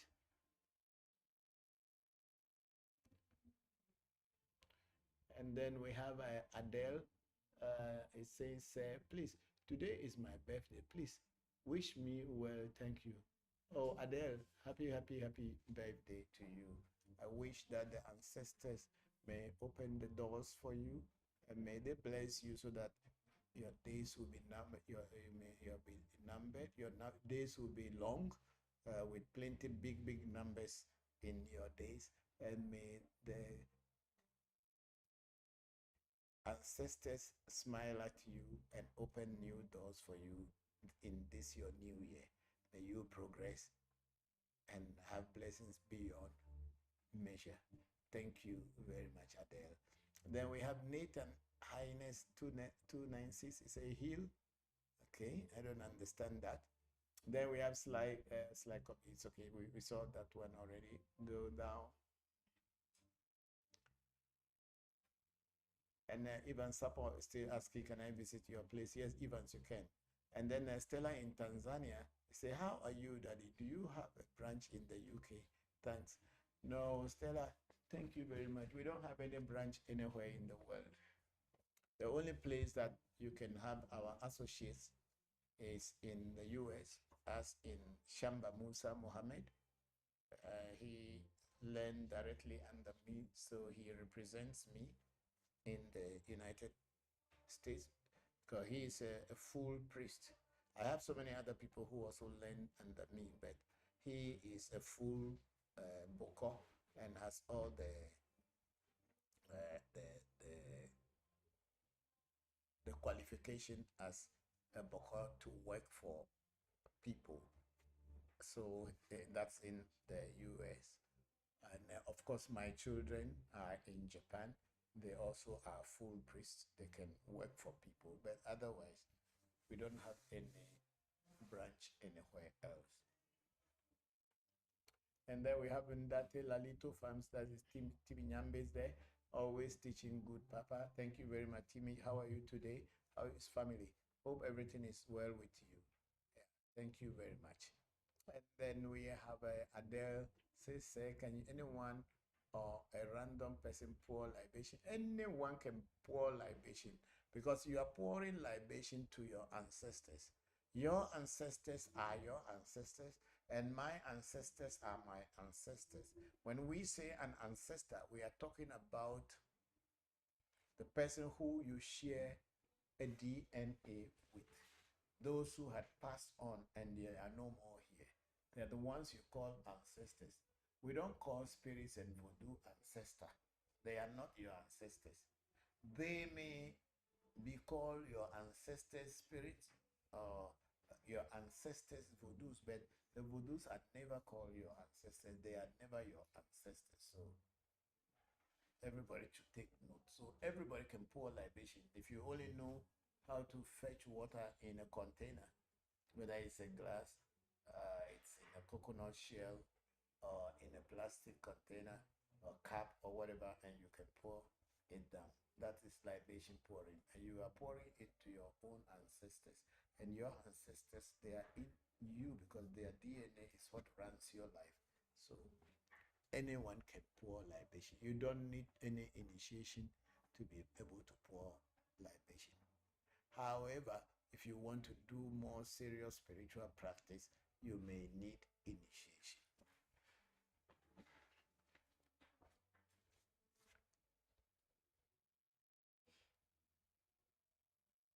And then we have Salam Idrisu 930 say good afternoon. Good afternoon, Salam. Thank you very much. And then Adele is laughing and Nova Joy. Thank you very much, Adele. And then we have that's Adele. She's laughing, right? Yes. Yes, thank you. And then we have we have already answered that question. And then Adele said maybe he wants to put our ancestors on a salad diet. That's a good one there. They want the ancestors to be on salad diet. They won't chop it. They will not eat. Even if you make it to look very beautiful, they were not eating salad. They cook their vegetable inside their stew or in their gravies. So our ancestors were not green grass eating people. That's new to African ancestors.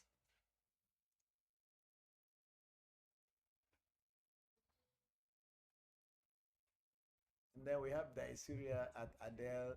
Hey, Daisuria also was laughing. Say, hey, thank you all. Yeah, that's very understandable that maybe the people want to put the ancestors on a diet, okay, to eat vegetarian food. What is the vegetarian food after all? Who say Africans don't eat vegetables?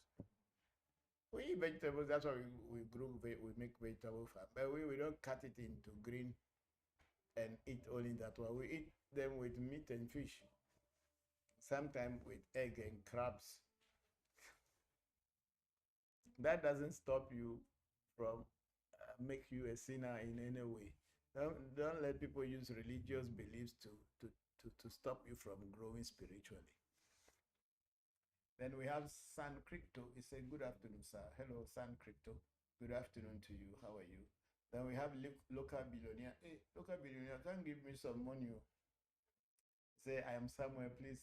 Papa, I need protection to show me the way. Yeah, Samuel, I think what you need actually is to consult with the spirit world so that they can show you the way. Yes, that's what you need. It's the spirit world that gives direction. We as priests are only here to assist you physically. Yeah.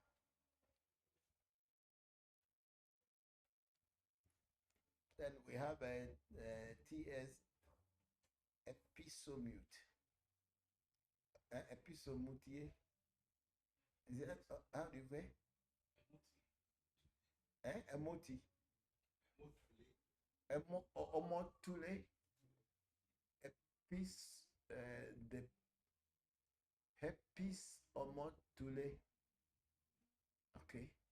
TS. Hepis omotule. Okay. So good afternoon, sir. What can I do? What kind of help do you me help help with? I don't know what you is your wants and your needs, so I cannot tell what if I can help you or I cannot help you. It is you who tell me what your needs are, and if it is something that I do or is within my capacity, then of course I can tell you yes, I can help you. No, I cannot help you. So it's not. I'm not trying to advertise myself here by telling you that I can do this, I can do that, I can do that. No, I'm not that kind of priest. I'm teaching about our tradition. And if you think that what I am teaching about and you can get some help from me, tell me what kind of help you want from me. It's not me who, I'm not, that's why I'm not advertising myself here. I am just teaching. So if you need something or you want some kind of help, you must ask me that, oh, I have these needs. Is it possible to help me? If I can, I'll tell you yes, I can help you. If I cannot, I'll tell you no, I cannot help you because I don't have that power or I don't have that knowledge. So, Omotule, you can call or you can ask a question again and we'll see how we can answer your question for you. There we have Maria Musu, 107, say, good afternoon, Papa. Hello, Maria, how are you? Or Maria Musu, yeah, how are you? Thank you very much for joining the section. Hope you are all fine. Then we have Alaji Jamal, say, good morning, Papa. Hello, Alaji Jamal. Good morning to you too. And then we have King, all on TikTok, saying, good afternoon, Papa. King, good afternoon to you too. Thank you very much for all of you joining the section. Then we have Tando, Chantel, Nzuza. I'm from Zimbabwe. I wish our elders can be like you and teaching us more. Definitely, there is someone in your country among your elders who probably is teaching, but nobody is listening to them. They are teaching, but nobody is listening to them. So please look for such a person. Definitely, there is somebody. In everywhere in the world, God has given someone who can open the eyes of people, who bring knowledge and wisdom into the minds of people. Until you are a real seeker, you will never come across such a person. They may not be necessarily on social media, but they are there. So Tando, Chantel, look for these elders. They are always in every community. It's only that most of the time they are sidelined because they tell the truth. Then we have Maria Muzu again say hi, Papa. Hello. Oh, thank you very much, Surya. Very grateful. Yeah, thank you very much. And then we have IBM say, how can I open my blessings? By learning how to be on a proper spiritual path. You will open your blessing.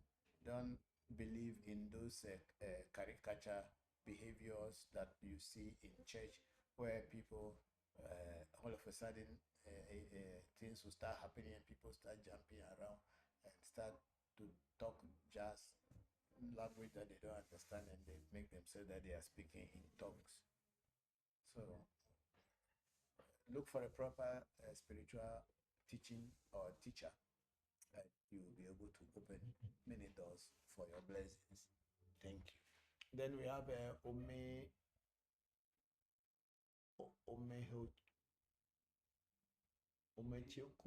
Bobby. Omehioku Bobby. Say good evening, sir. Hello, Omehioku. Good evening. Then we have Kwaku Jane. Say greetings, great man. Kwaku Jane. Thank you very much. I'm not a great man, I'm just Papa. Thank you. And then we have a Soloku S. Is watching from Pennsylvania. Hello, Soloku. Thank you very much for joining the section again today. And then we have a Beam Elom. Okay, thank you so much. Hello, thank you to Elom. And then we have a say, can anyone or any random person pour libation? Yes, they can. Anybody. Once you know your ancestral line on your maternal and paternal line, you can pour libation. Because in pouring libation, you have to mention the names of the people you are invoking or inviting to come and drink from your cup. So once you know the names of your ancestors, you will be able to, you should be able to pour libation successfully. Thank you. Then we have Chantel, Tando Chantel from Zimbabwe. Say thank you, sir. Thank you very much, you too, Chantel. Then Soloku S has sent us a rose flower times one. Thank you very much, Soloku. We had sent us another two. Oh, thank you.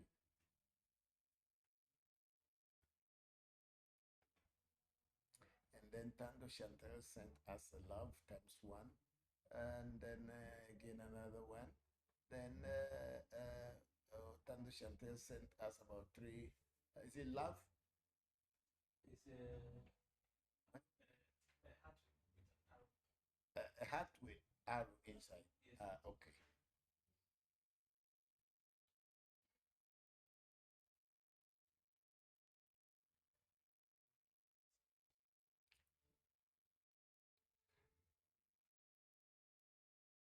Then we have someone's name is Mimu. Say, where are you located? Mimu, we are in Accra, Ghana, on the Spinters Road.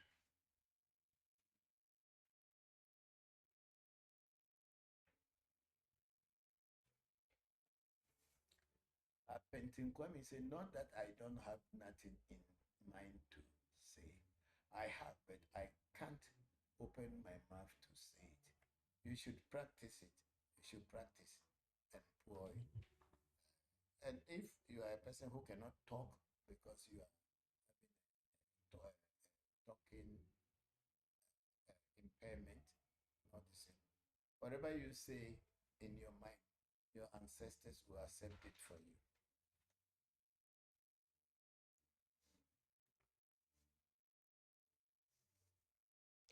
Okay, Apentin Kwame said it wasn't like that. Some years ago, I can't speak, I can't open my mouth, so share my share my this.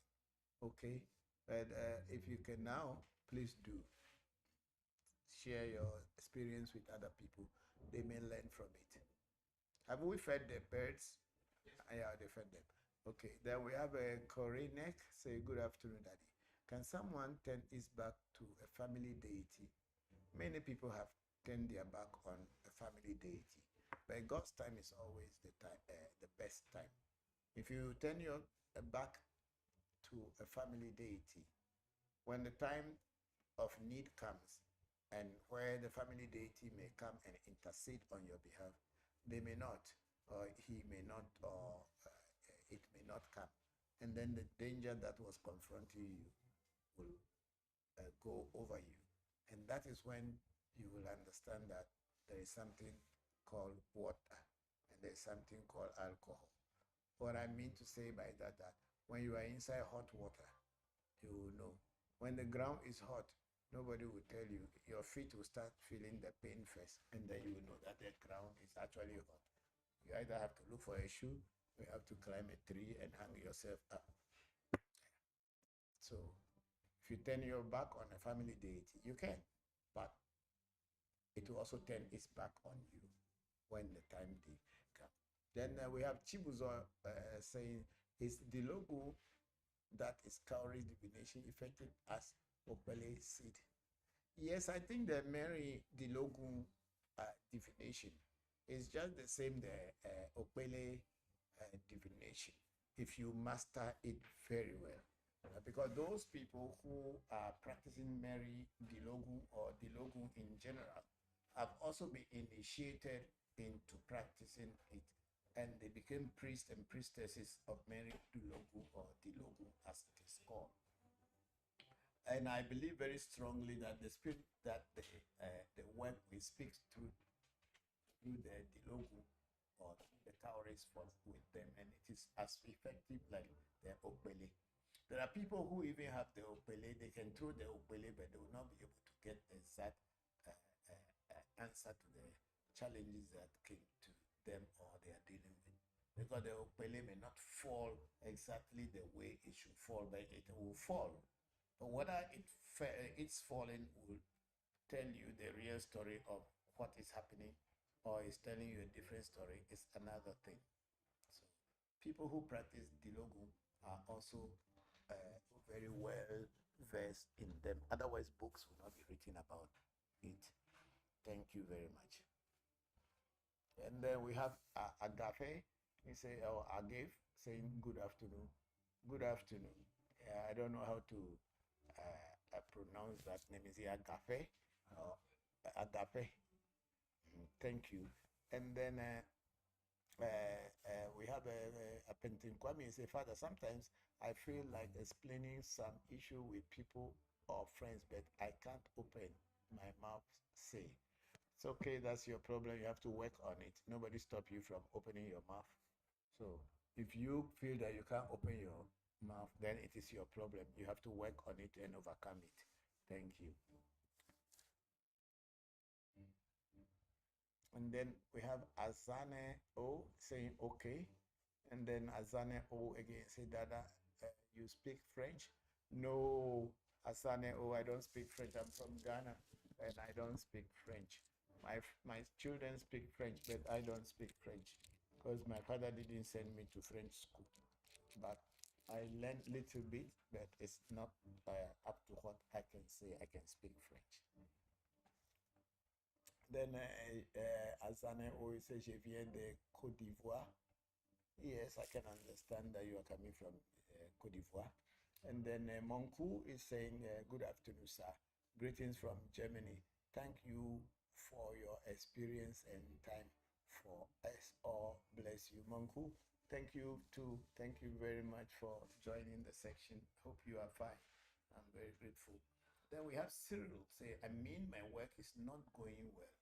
Yes, okay. If your work is not going on well, do consultation to find out why it's not going well. It's not going on well, and find out what to do to make it go on well. And then we have Alexander Frank. Would you say add me?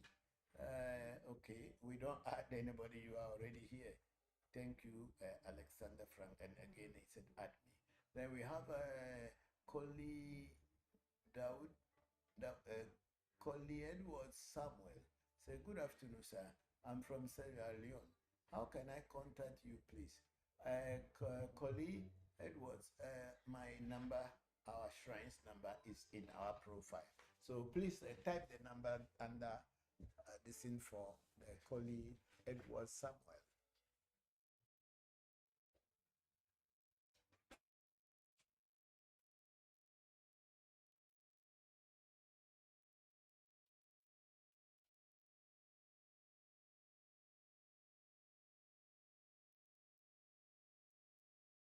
You have to move this thing up small. There's some people. Yeah. We have Okot Dennis. Which country are you from, Master? We are from Ghana.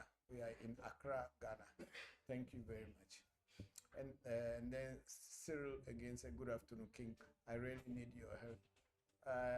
Cyril, our profile has our number. Or you just better pin it there so that everybody can.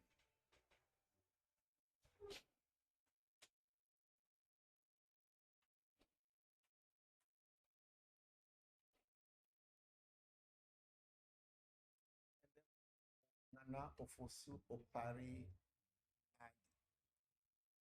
Greetings. Hello, Nana Ofosu. Greetings to you too. And then a painting Kwame said, it's normal, Father, please, I want to know. I don't know because your sentences are not complete. So I find it difficult to answer what exactly you are trying. It's normal. Father, please, I want to know. I don't know what you mean that it's normal or it's not normal. So the other sentences you put up there, or the questions you put up there that you can't talk, I can't open my mouth. I don't understand the way you construct your sentences. Seems like that's the same way you try to talk. That's why people cannot understand you. So please try to complete your sentences and make it clear so that if someone wants to answer, they will be able to answer you. Thank you very much. And then we have Conscious 247, who is saying that, Papa, how do I protect my newly born baby? Greetings, sir. Hello, greetings to you, Conscious 247. I think if you want to protect your newborn baby, yeah, pray to your ancestors as we have been teaching about pouring libation. And if you want some physical things to be given to you to use to protect your baby, then you need to travel to a spiritualist who has knowledge of those things and they can help you. Thank you very much, Conscious 247. And then we have Helen Donald saying hello. Hello, Helen. How are you? Thank you very much for joining the section. And then we have And how are you, sir? Hello, Rudo. Good afternoon from Accra, Ghana. I am fine, and how are you too? Thank you very much for joining the section. And then we have a colleague, Edward Samuel. Say, good afternoon, sir. I'm texting from Sierra Leone. How can I contact you, please? I think they have just, have you done it?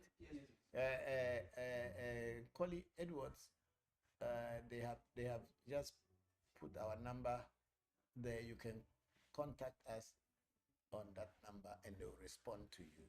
Thank you.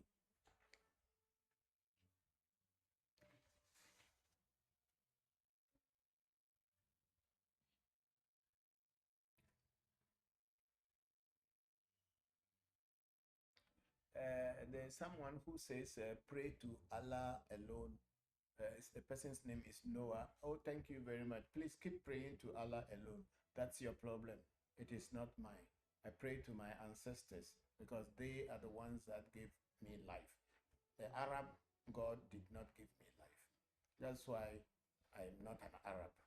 If I were to be an Arab, I'll probably be praying to the Arab God. But the truth is that my ancestors gave birth to me, and my ancestors also were human beings, and my ancestors also had gods that they worship. I would rather worship the God of my ancestors than to be worshiping a foreign God. Thank you very much. Keep praying to Allah alone. You have all the rights to do that. But don't tell me who I should pray to.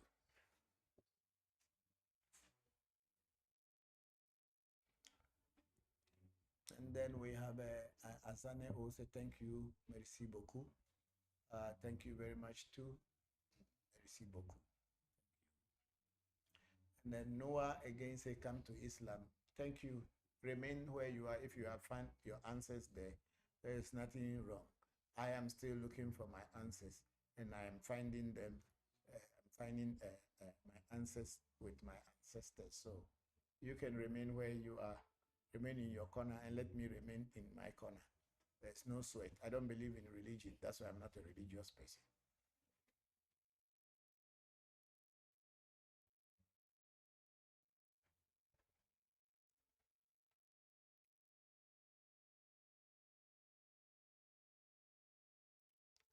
Noah is saying, have you ever read a Quran? I don't read stories that are written by human beings. I look into nature and I see what God has created. That's what I read. Please, let's go on. And then we have somebody with this Cobra Kai. Say, please, I'm new here. Hello, Cobra Kai. You're welcome. This is African Magic Temple. We teach about our tradition, African traditional spirituality. We are not religious people. We don't believe in the Arab God Allah, and we don't believe in the Jewish God Jehovah or whatever. But we believe in Mauga Sobolisa, Mauga Kitikata, Mauga Esse. These are the gods that our ancestors were connected to or had connected through to the divine. They had always been there. Oh, don't worry, leave the man. It went off. Okay, so we are connected to our God through the gods that our ancestors have shown to us. And in fact, these gods that I mentioned now are universal gods. They are not called Allah, but they are called Mawu. And in our language, God is called Mawu. Yeah, Noah is saying Allah is everyone's God. No, it is your God, not mine. It's your God, not my God. If it was my God, my people would have been calling Allah in their language. They wouldn't have been speaking a foreign language. You think that a foreign God is the God of my people? So why my people didn't know his name as Allah in our language? Don't be deceiving yourself and thinking that you are deceiving people. Please, we are above that. Let's go on. We have Demetrius. He said, Papa, is 3 years a long time to doing spiritual work? Spiritual work is a lifelong thing. 3 years is not anything at all. It's a lifelong journey. 3 years is not even, it's not anything at all. It's like a drop in the ocean. Let's go on. Then, and Noah is saying, but only God can hear you. Yes, of course. Our people also know God. That's why they have name for God before the Arab came to our land. So it's not you going to tell us what God is. We know God already. I don't care. I'm not a Bible person and I'm not a Quran person. I am a traditionalist. Our people have a name for God in our language. They don't call him Allah. Okay? You can choose whatever you want, but keep it to yourself.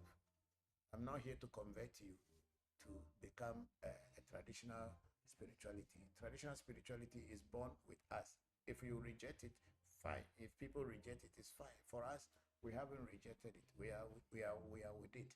So please keep your God and your book to you. I can see where God is. I know where God is. I know where to find God. I don't need to find God inside Quran or Bible. Mr. Noah, if you continue with this, your stupidity, I'll block you from coming into my program. I must tell you very straight away. I hate stupid and foolish people. If you want to set up a Facebook or wait, if you want to set up a TikTok page to be converting people to Islam, that's your business. But don't come into my program and be telling me Gabriel or whatever. You think my people, they speak Arabic? Or you think that the Arabs are the only people in the world? Or do you think Arabs are the only people God has shown himself to? Please, stop that nonsense here. If you continue with this, I'll block you and you will not come to go and set up your own TikTok page and preach Allah to people. I'm very sorry. You think my people didn't know the name of God before the Arabs and Christians came or the Europeans came to our continent? Stop this stupidity here and wake up. Let's go. Nanchibuso is a religious people always fighting unnecessarily. That's why religion is a stupid thing, in the sense that my God is better than your God. Do you know what God is? Do you know what God is? My God is better than your God. So if you don't accept my God, then I kill you. Don't you hear George Carlin saying that a lot of people die in the name of God than anything? It's God who killed more people than anybody. A stupid God you people think you are worshiping. Please keep it to yourself and let me keep what I have to myself. I'm not going to your heaven. I'm not interested. Okay? I'm not interested in your book. I'm not interested in your God. My father, my grandfather, my great grandfather were not Arabs. We have a language that we speak in our place. And our language, we have a name for God, and the name for God is not called Allah. If the name for God in Arabic is Allah, that's fine. But that doesn't mean that my people, every people call God Allah. We call God Amawu. Okay? If you don't understand, if you are stupid, continue being stupid. I am not. Okay? Yeah, let's go. I say, and Kofi Continent, Kofi say greetings to Togbe. Hello, Kofi. It's been a very, very long time. How have you been? Hope you are fine. Thank you for joining. And then Noah went on to say it is God's word. Fine, let it be God's word. I have no problem with that. And how much of the God's word are you following in your life by doing this kind of thing? Did God's word tell you to be attacking people who don't follow you? Then it's not God. If your God told you that go and kill people who do not follow you, or go and attack people who do not follow you, then it is not God. Then it is some devil that is calling himself God.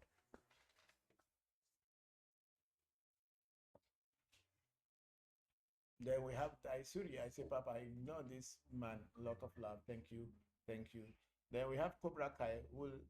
I would like to know what's going on here. We are talking about African traditional spirituality and also trying to demystify the notion and the thought and the understanding that African traditional spirituality is not godly. and that African traditional spirituality is evil. Just like that man called Noah up there is thinking that anything that is not Arabic is evil. To us, it is never true.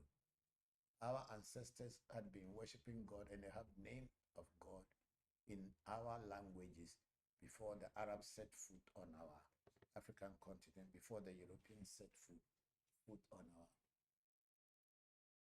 African continent. What they brought was business. The Arabs were the people who started slavery. They were the people who started selling the black man. If we are all worshiping the same God, like this man is saying, why should one person sell another person? Why should one person be so atrocious towards another human being? Because they are not of the same color. See, it takes a long time. It takes a very wise person to understand these things. But if you are still a foolish person, you will still go with this and go with it forever. If the Arab who came to Africa, what did they come to do? Did they bring God to us? They came to kill people. They came to take people to go and serve them. So where was the God when they were taking our people and beating and killing our people? Where was Allah? Where was Allah? Or we black people are not human being enough for God to talk to us? And when the people who brought God to us or brought Allah to us and was killing our people and beating our people and forcing them to be their own, what did Allah say? Please, I'm not a religious person. Don't bring me into this. If you are with Allah, be with Allah. No one is against you. I'm not here speaking against any religion.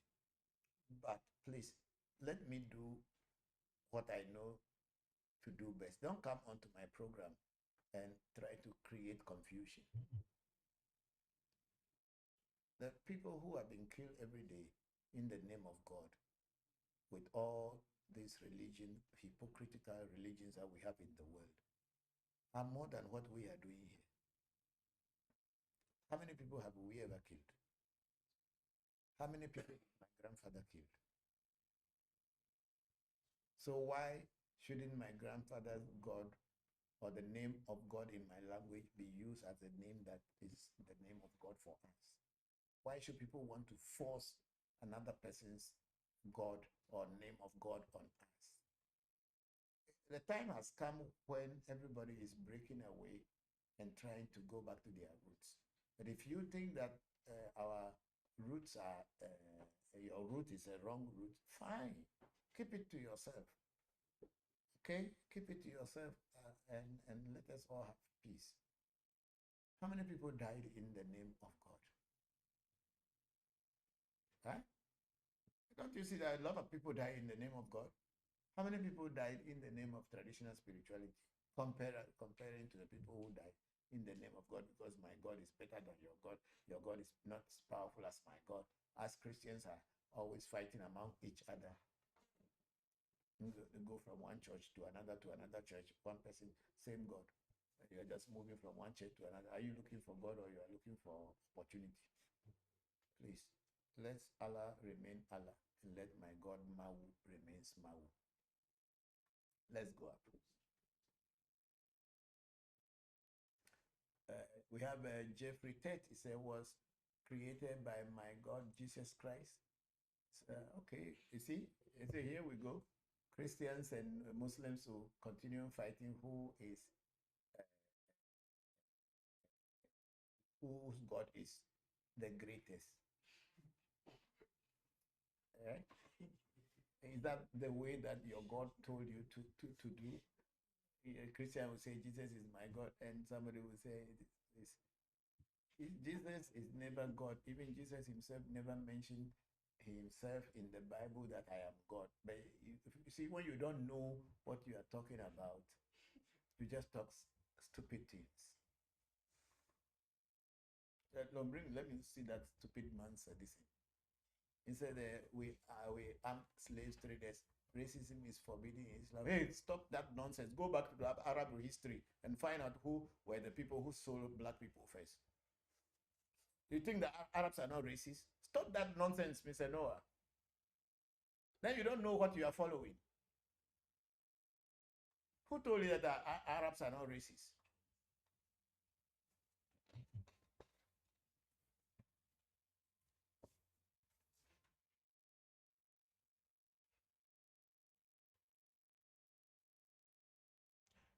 Mr. Jeffrey Tate, he said, foolish people say there is no God. I would like to know from you that the land you are living on it. Mr. Jeffrey Tate, we never said there is no God. Where did you hear me say there is no God? Where? Where have you ever heard me saying there's no God? So please, if you don't know me, don't come into my platform and make stupid things. Go to the God you worship. I've never stopped you from going to the God you are worshiping. So what's your problem? But don't try to force me to accept lies. Where I have reached, I know the truth. It's not you who is going to tell me what God is and what God is not. So don't tell me that it's foolish people who say there's no God. I never said there was no God. Don't you see that I'm a black man? Look at my face, look at my nose. Do I look like anybody from Abraham's generation? Do you see my face look like any of the Abraham children that you have been shown over the years? Or do you see my face looking like any Arab person you have seen over the years? Forget, black Arabs were brought from Africa. They were Africans and their ancestors were taken into slavery. That's why you see black people in Arab land and are called Arabs. So please, we are not children here, okay? Then somebody's name is a big man, say, at Noah, believe whatever you want to believe and let people also believe what they want to. Thank you very much, big man. Thank you. Let's let the listening ear listen. And then user 92 92 620 61 42 1509 say, can I be part of you people? There is nothing to be part of. We are not a religious association. We are not a lodge. We are not a cult. We are only talking about our African traditional spirituality. That's all that we are talking about.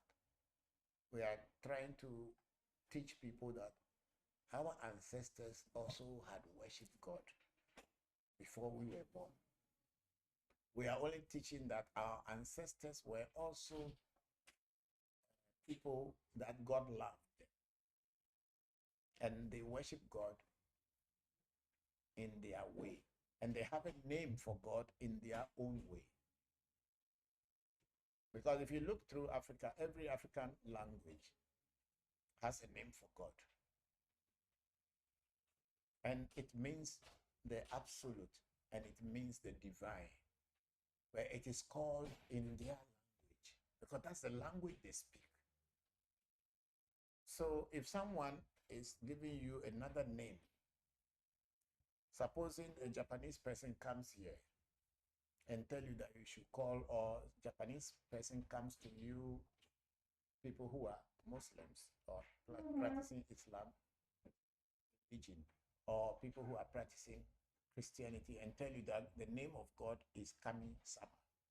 So all the names that you are using for God is not the real name of God, because God's name is Kami-sama.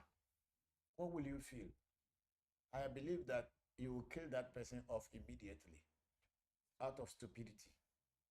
But the truth is that the name of God in Japanese is Kami-sama. But does that mean that all the people in the world should call God Kami-sama? Even though Kami-sama is a Japanese language, it's not the language of all the people in the world. So let us be somehow think well before we talk or we write or chat. When you are a faceless person sitting behind your computer or your phone, I cannot see you, but you can see me. And then you sit there and making things and think that we are stupid here. We are not. Because Every language has a name for God. So if, as long as the Arabs, or so long as the Arabs cannot accept a name called Kamisama as the name of God, so it is that my people also, the name of God will not be Kamisama, but it will be the name that they understand very well, and we call Mawu.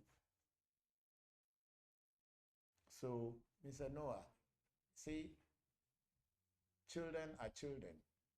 If you have not eaten anybody's soup before, you will always think that your mother's food or soup is the most tastiest. So keep that to yourself. Let's go up.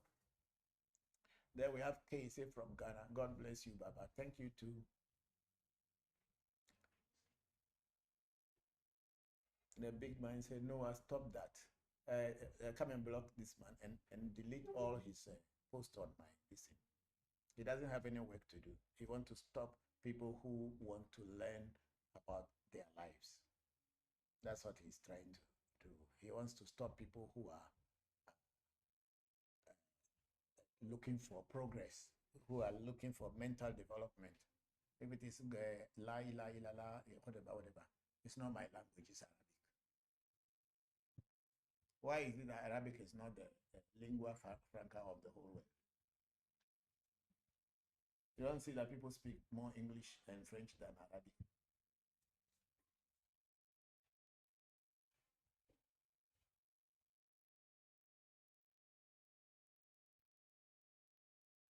Yeah, we have Mubarak Banks say, what is your take on Freemasons?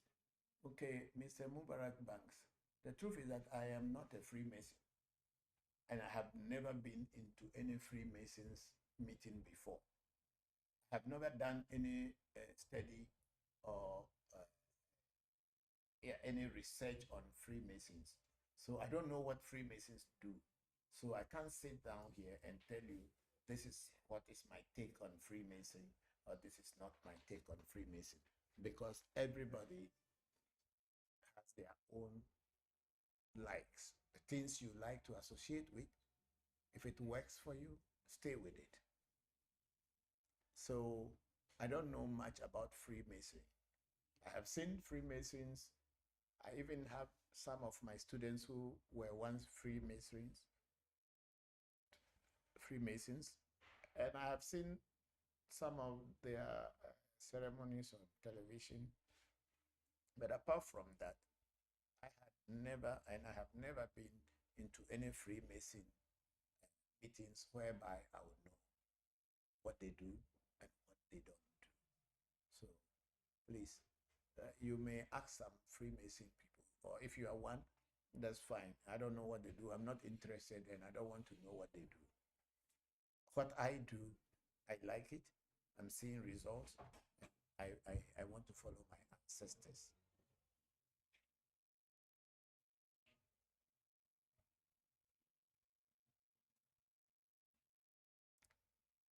Okay.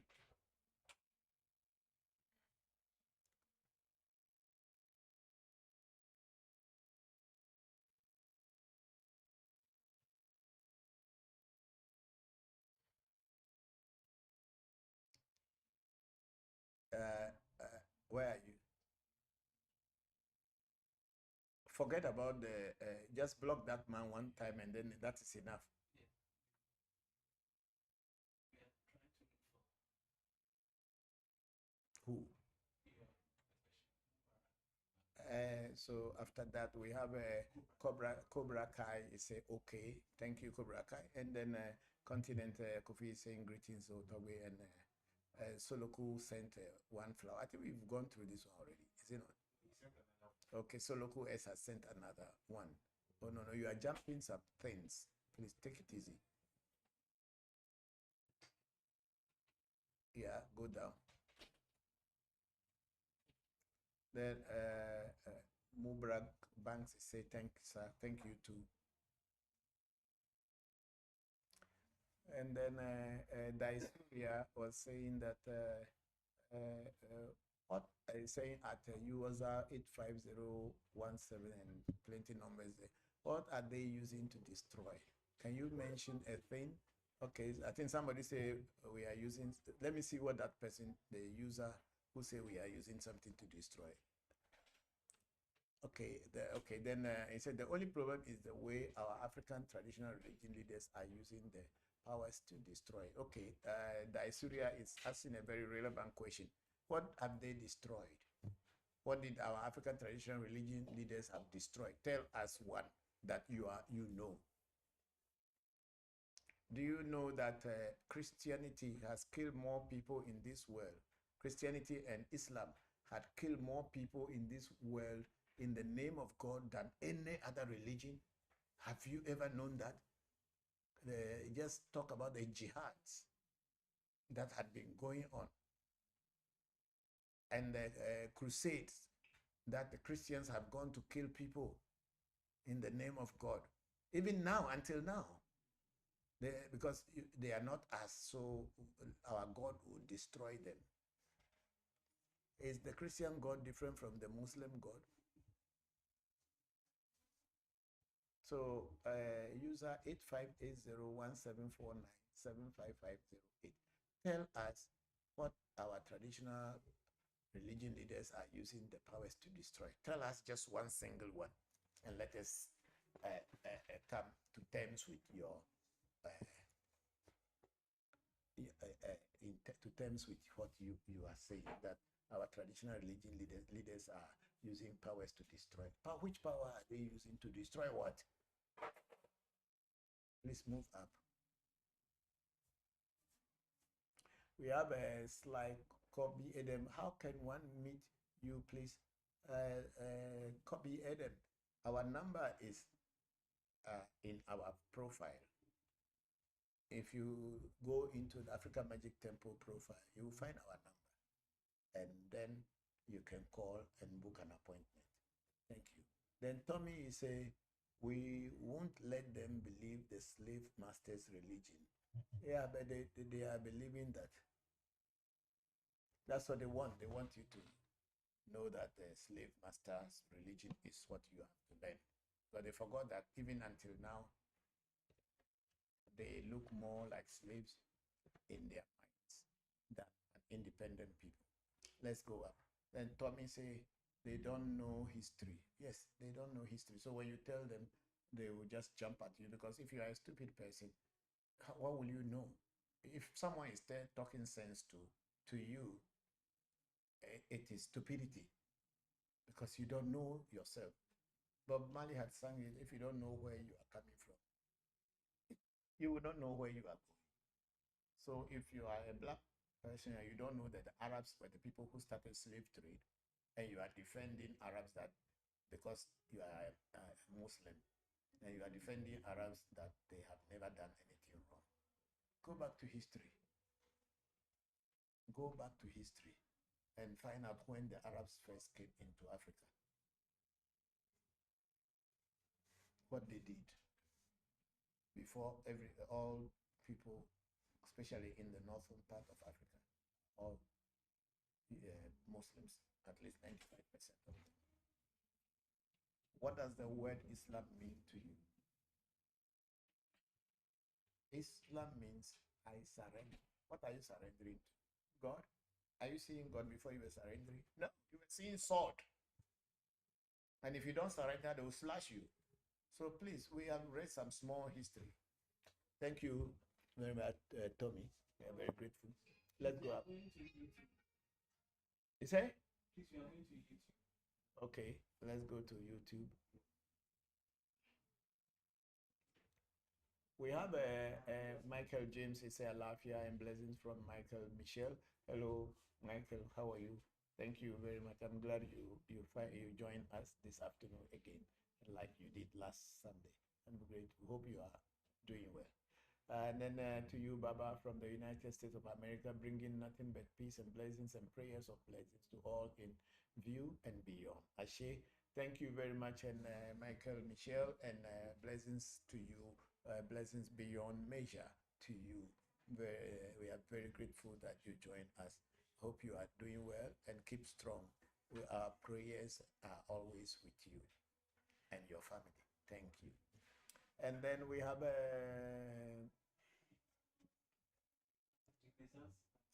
We have a Togbe Jigbeza Sesoka saying greetings and a good day, Papa Bokor and Ludo. I know and pray that you continue to be well. Thank you very much. Senna was just talking about me, you, that it was with you that you had a chameleon as your pet. And I was wondering how you are feeding the chameleon that it could stay for so long. So Senna told me the things you feed the chameleon. So next time I have a chameleon, I'll also find food to feed it so that I can keep it long. Because the problem here is that we don't know exactly what the chameleon is. We know it eats insects, but we are not able to look after them as pets. I wish I could, but now that I have learned from you, I'm going to try to keep one or two as a pet. Thank you very much. And then thank you also, Toby Jibeza, for taking care of Sena and Shamba. I'm very grateful to you. And then we have Ian Campbell here. I am good morning, Papa. I have a friend whose girlfriend had miscarried the same day.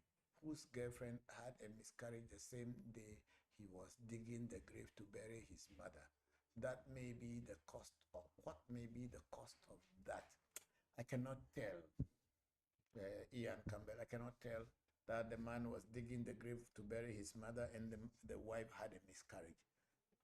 We must also go into physical science, biology, and looking at the human body. Sometimes when the body is under stress, so many things can happen.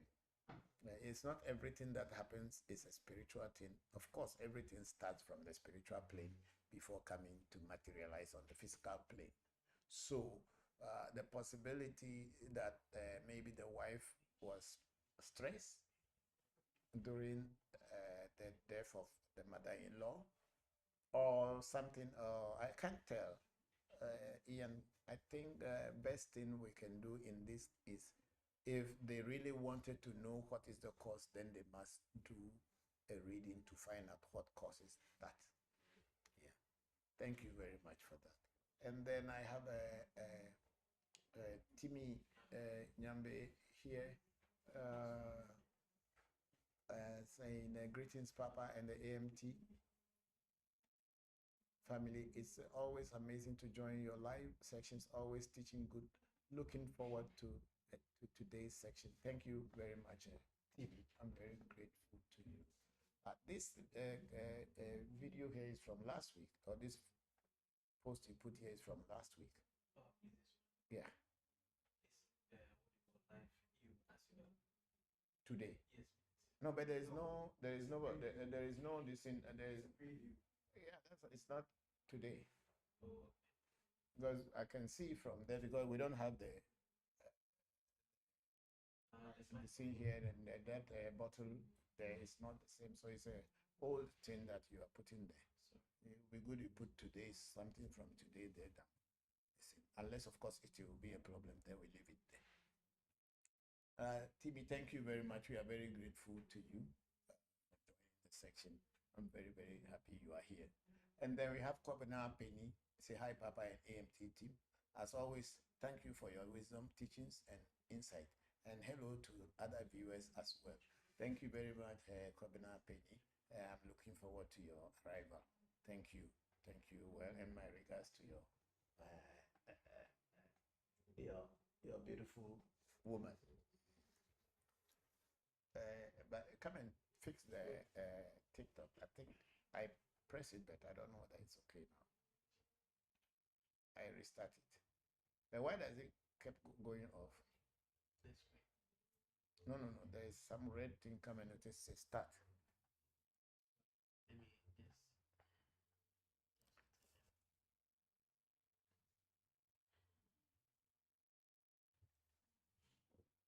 Say that.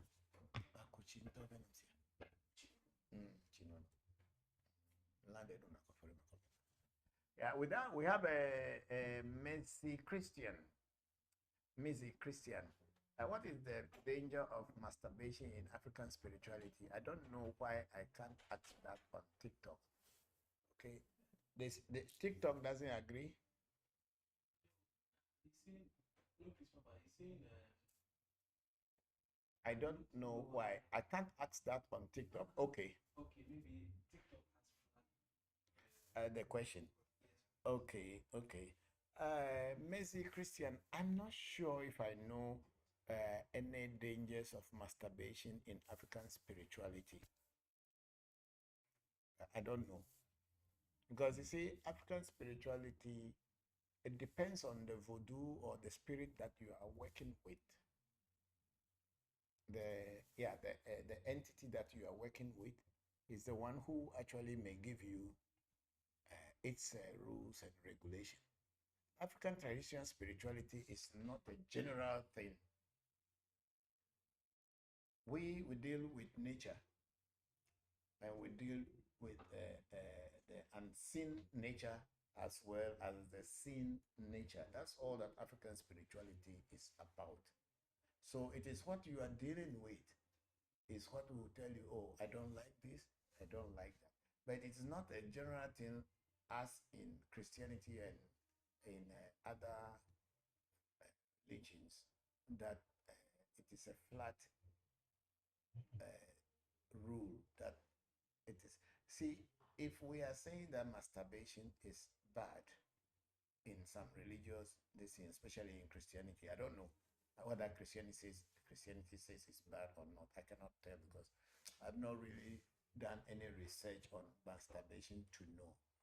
But in African spirituality, there's nothing like that. That there is a danger or no danger. I don't know. But if Christianity is now promoting homosexuality or LGBTQ, what is wrong with masturbation? What danger is in it? And also, this also tells you that these religions are not from God, in the sense that God does not change. It is we human beings that are always changing. So if God, I don't know, since when God said that it is okay to be a homosexual, I don't know when God came to tell the church leaders that it is okay now. Whereas in the past, they frowned on it. You know, our sexuality has nothing to do with God at all. You must all understand that our sexuality has nothing to do with God. Because even in the creation, there were people who were called hermaphrodites. I don't know how many of you have heard these names before. Hermaphrodite. I don't know how many people have heard this name before. In the creation, that time there was no religion of Christianity or Islam or Judaism, Hinduism. No, God doesn't have a religion. See, God does not have a religion, and God doesn't have a race. So if you are trying to say God is a white man by showing people that God is a white man and the black man is the devil inside God's all white nation, then you are not actually attempting to teach God to people.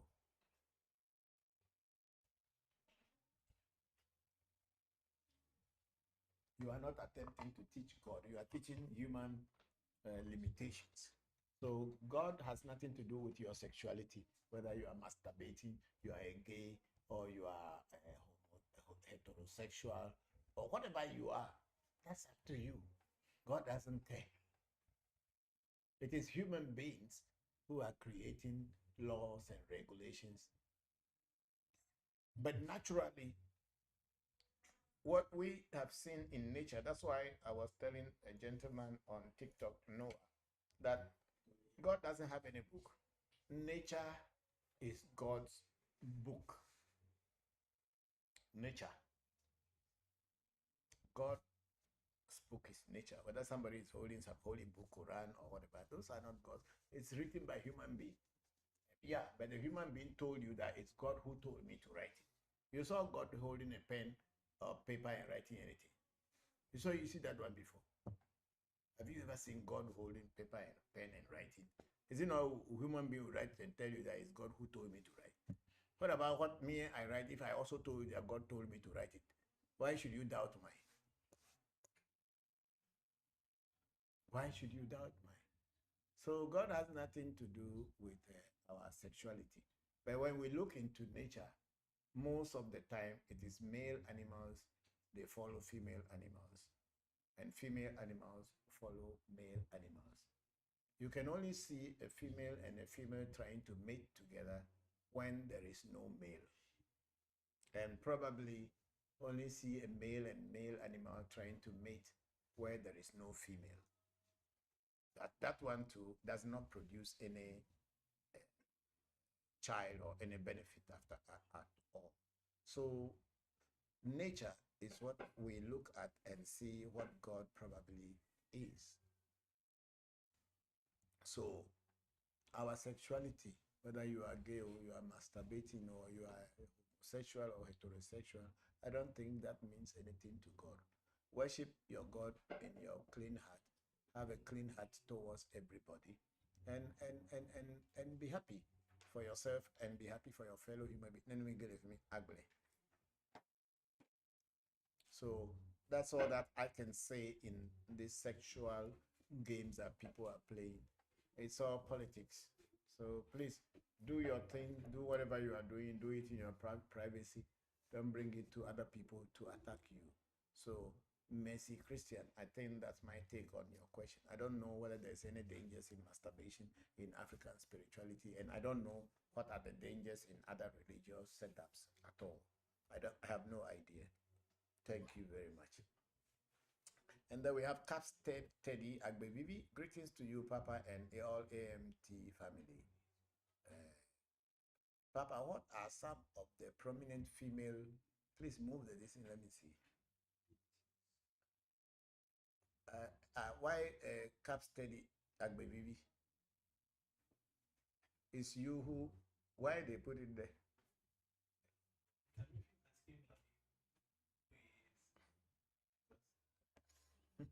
It's okay. Maybe your name switched some people, so they added. Cap Steady has been part of this for a long time, where he added Agbevivi to it. So I think Agbevivi too. We have to be thanking Seto. So Agbevivi, that's a very good name, Cap Steady. Thank you, Agbevivi. Greetings to you, Papa. All AMT family. But what are some of the prominent female deities in Ewe Voodoo? I am not sure whether we have just female deities, but every shrine may have some deity that may be female. But generally, in every tradition, I think some of them are voodoos that Ewe associate with, but I don't think they originally came from Eveland, like Fofie. Fofie is a voodoo. I think it's an Akan voodoo, but Eve is also worship or work with it a lot.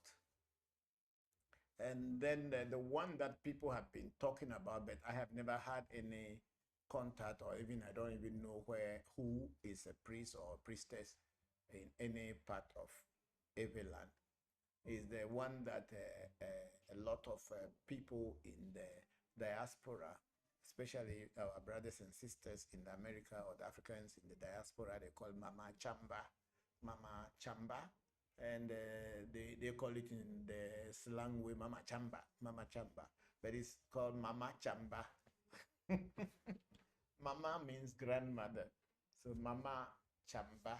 People say that it's a deity, and I think that with the name Mama is already a female, it must be a woman, and if it's Mama Chamba. But Mama Chamba cannot be an Eve voodoo directly, in the sense that the word Chamba is a northern Togo and partly Benin.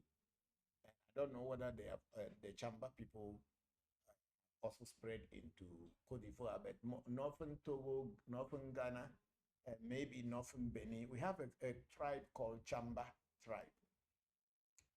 And these tribe people, I think they were the original people who were making this bracelet that we wear. So that's why this is called chambaga. But the chambaga alone, by wearing it, doesn't make any power. It doesn't give you any power unless it is initiated into a particular voodoo. And people were speaking about Mama Chamba, but I don't know any shrine of Mama Chamba, and I've never met a priest or a priestess of Mama Chamba yet. But since people are mentioning that there is a deity, like there's a possibility, a high possibility that deity exists somewhere. But I personally haven't come across it yet. Mama Chapa. So the name Mama alone will mean that it's a female deity. And then there are other female deities like Voodoo Da. Voodoo Da is being a snake or serpent goddess. It's also supposed to be a female deity.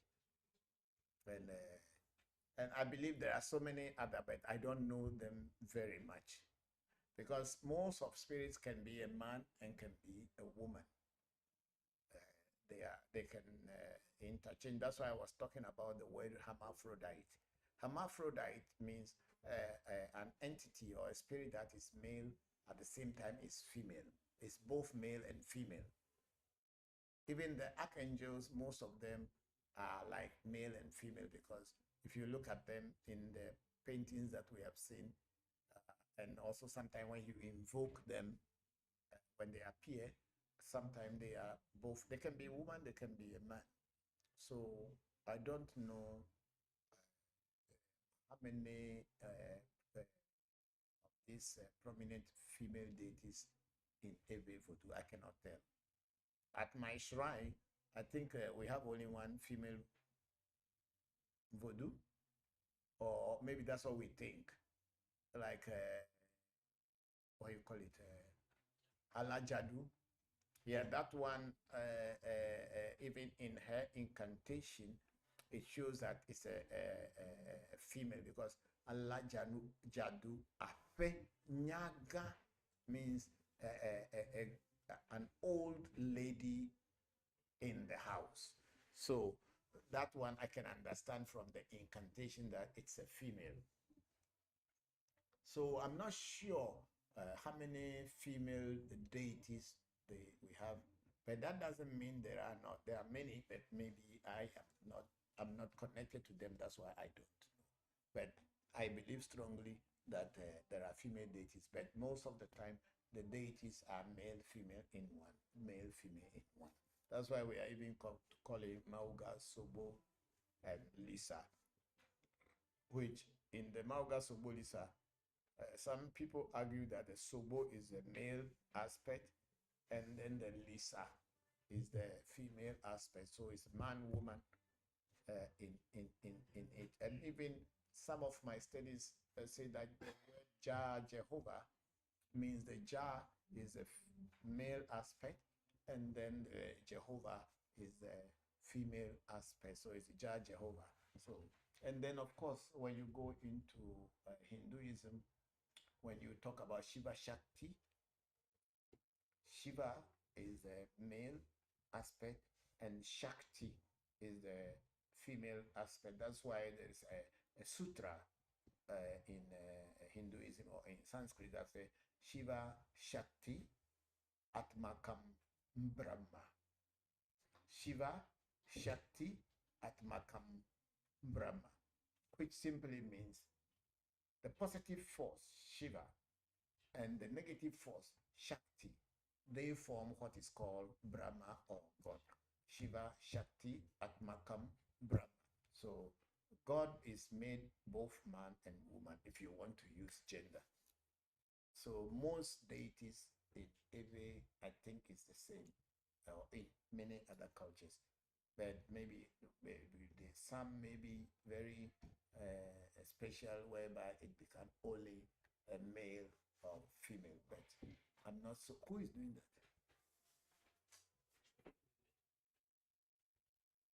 That may be in every deity. There may be some prominent female, but I know at least Voodoo Da. Davudu in Yebe. I believe maybe there are some other ones also, female deities, but I don't know them all. In my shrine, the most prominent one is Alajagu, which we all know.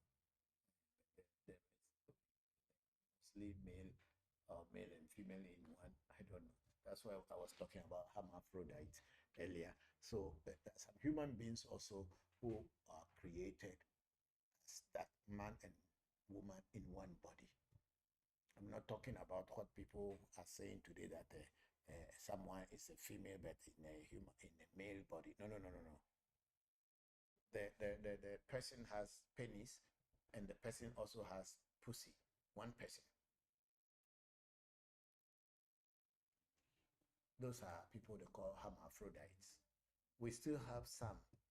I even had a student some time back in Tokyo, Thailand, long time ago, who was man and woman in the same body. So I teach and talk about things that I have seen and experienced. So if we talk about God, if there is God, I think God is man and woman. Just like in the Hindu text, they have Shiva and Shakti forming Brahma. Thank you, Capsteady. Let's go on. We have Baba Edward Craig. Hello, Baba. Thank you. Maybe you have been here for some time and I didn't get to you. How are you? Yesterday, I saw something on TikTok of some rain and hurricane or storm, something that was destroying something in your part of the world. So I had asked Senna. Senna is in the US now. I had asked Senna to check on you to see if you are doing well. So thank you very much for joining the section. I hope you are well.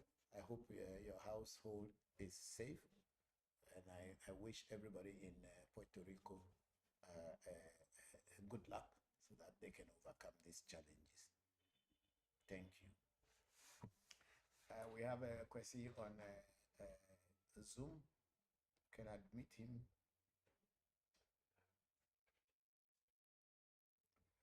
Okay, do we have anybody in Clubhouse that wanted to say anything? Let me see, there were some. Okay, I go on to Clubhouse. I have a Luxury saying, Luxury Real one saying peace. And then we have Tiffany say happy Sunday, everyone. Thank you, Tiffany. And thank you, Luxury. And then we have Angie Fisher saying happy Sunday. Same to you, Angie. Thank you very much. Then we have Sundiata L say Amani one and all. Thank you very much, Sundiata L. And then Zil Harris is saying good morning. Good morning, Zil. How are you? Thank you all for joining the section. I'm very grateful. Please, if you have some questions to pose, please speak it out so that others can also listen and learn from it. Thank you all very much. Okay, we go on to Facebook and we meet Dr. Labi Cosmas. Thank you very much for the explanation. Many of these today's vegetarians look at you in a way when you talk about animal feeding to their energies. Yeah, of course, they don't know. You see, a lot of time people think that spirituality is like religion. Most people, they compare or they're thinking that spirituality is religion. And once you are going to church and every day you are very spiritual, you are not. Spirituality is a very individual thing. It's not a group thing whereby you have to show the whole world that I am spiritual. No. But religion is like that. You can stand on the top of the building and be shouting the name of God, even if you are a criminal, and people will think that you are spiritual. You are a very religious person. And most of the problems that we have in the world is coming because of the religion. In the name of religion, a lot of crimes and atrocities are being committed against other human beings in the name of religion. So that's why you will understand that religion is a man-made thing. Spirituality is not man-made, it's a spirit thing. It is a universal energy. So being a vegetarian doesn't make anyone spiritual at all. You can be religious, fine. Maybe your religion prevents you from eating pork. That's okay. You stop eating pork, but that doesn't make you spiritual in any way at all. So thank you very much, Dr. Labi Cosmos. I'm very grateful.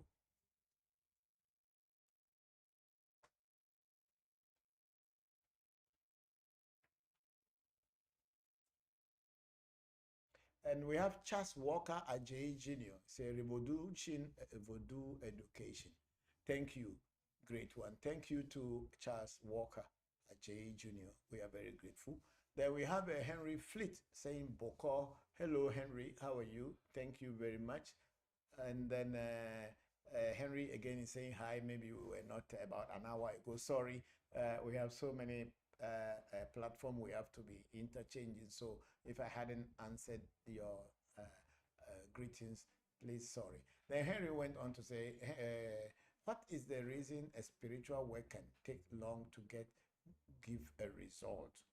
It depends. When a spiritual work is done for you, it depends on how it is done. It depends on how it's done. Some work may be done and maybe it is not totally complete, or the process or the formula is not followed totally, then this will take a very long time, or even it may not materialize at all. That's why it is advisable to follow the formula or the direction of the spirit world and do it accordingly if you want to achieve maximum result. There is also the truth that there are some people who are not real spiritual people, but they pretend or make themselves look like they, as if they were a real spiritual people. When they do work for you, maybe they don't even know what they are doing. So at the end of the day, they may do a work for you and it may not materialize. That's another. Another thing is that maybe when the spiritual work was done for you, some rules and regulations were given you, directions were given you to follow, some taboos were told to you to avoid or abandon, but somehow being human, you were not able to adhere to these taboos and things very seriously. So the results that you are expecting may not come. Supposing they give you a taboo that please don't drink inside a, a, a, a glass or anything that can fall from your hand and break, or don't drink inside. Yeah, anything that can fall from your hand and break, don't eat or drink inside. But here you are, you've gone to a restaurant and they serve you food in a ceramic bowl, or yeah, in a ceramic plate or bowl, or they give you coffee in a ceramic this and you drank it. No, you would think that, oh, this is just one thing or not. So sometimes that also can. So I'm not talking only about the broken plates and cups, but there could be so many other things they may tell you to to avoid. But if you don't avoid it, some of the results that you are expecting from the work done for you may not materialize. So it is advisable that when rules and regulations and taboos are given to you to avoid, when a work is done for you, you must try your best to adhere to it in order to overcome the challenge that you are getting so that the results will come. There is another fourth one is where the spiritualist hand is no more active or is dirty. When I say dirty, spiritually dirty. So when he does spiritual things for people, it may not materialize. So this is another one. So you must find out from the person who has done the work for you and you're not getting a result. And also go back to them. Don't be afraid. Go back to them and ask them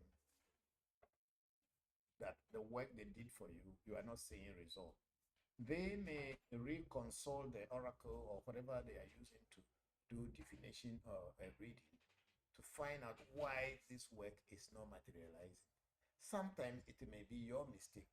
Sometimes it may be the mistake of the priest.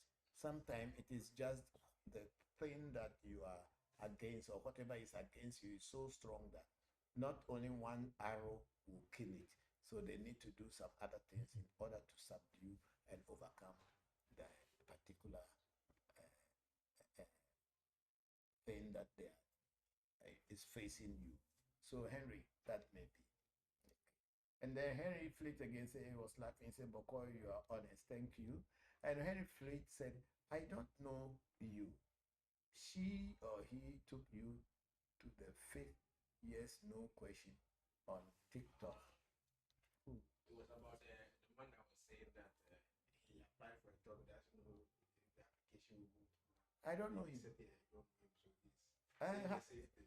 If I don't know him, how can I say your application will go through? I don't know you.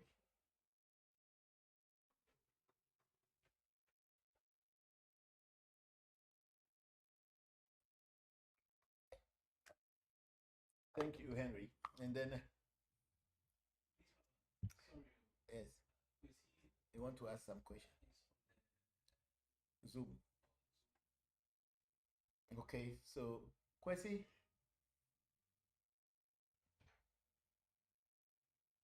Akwesi. Hello, Papa. I'm, I'm just listening today. I've not got any questions yet. So if I get any, I'll let you know. Okay. I'll... Okay. No problem. Thank you very much. Thank you very much. I hope you are fine. How is your son and wife?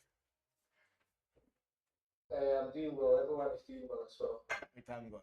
We thank God. Thank you very much. So please continue listening. Good to know you're feeling better today. Last week I enjoyed your session from the beach. Oh, thank you very much. Next time you people come, take a day off and go to the beach and relax. Yes, it's something we'll definitely do. Thank you, Akwesi. Okay, so let's go on to Henry Fleet. He was saying, how can we reach him in USA? That is talking about Shamba. Shamba will send his message on to you, Henry Fleet. He will send, or if you are talking about Senna, then you have to contact Senna himself. Senna.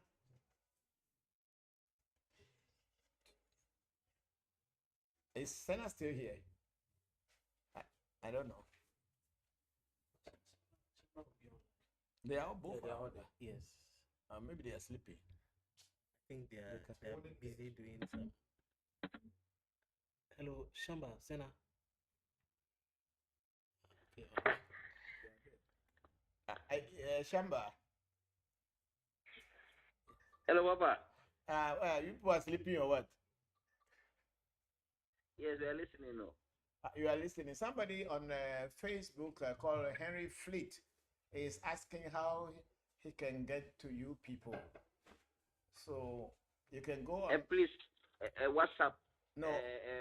WhatsApp message. Okay, so Henry, so number. you should send a WhatsApp message to AMT, so they will forward that one to Senna and Shamba. Yes. Send a WhatsApp message to Africa Magic Temple, and then we will forward it to Senna and Shamba, and they will get in touch with you. Thank you, Henry.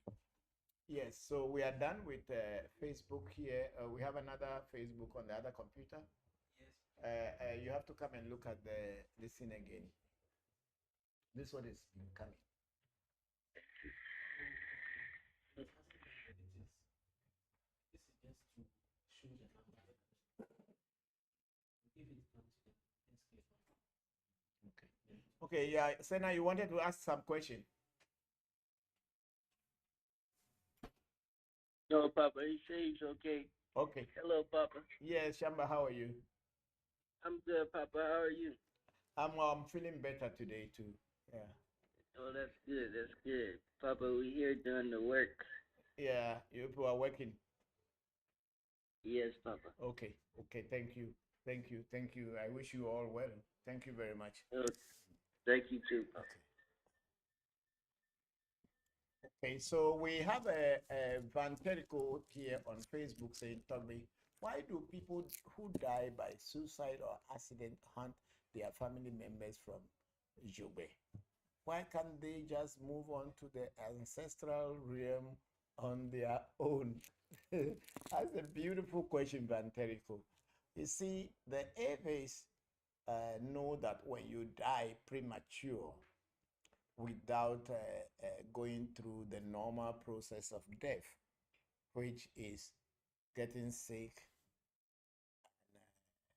yeah, by getting sick and dying, where the body prepares that it's going to, the soul is about to leave, and the sudden happening happen where the body or the soul is uh, uh, no, it's not the soul first. The body, something happened to the body, and the soul cannot live, or the essay, your job essay cannot live in that body anymore in that moment.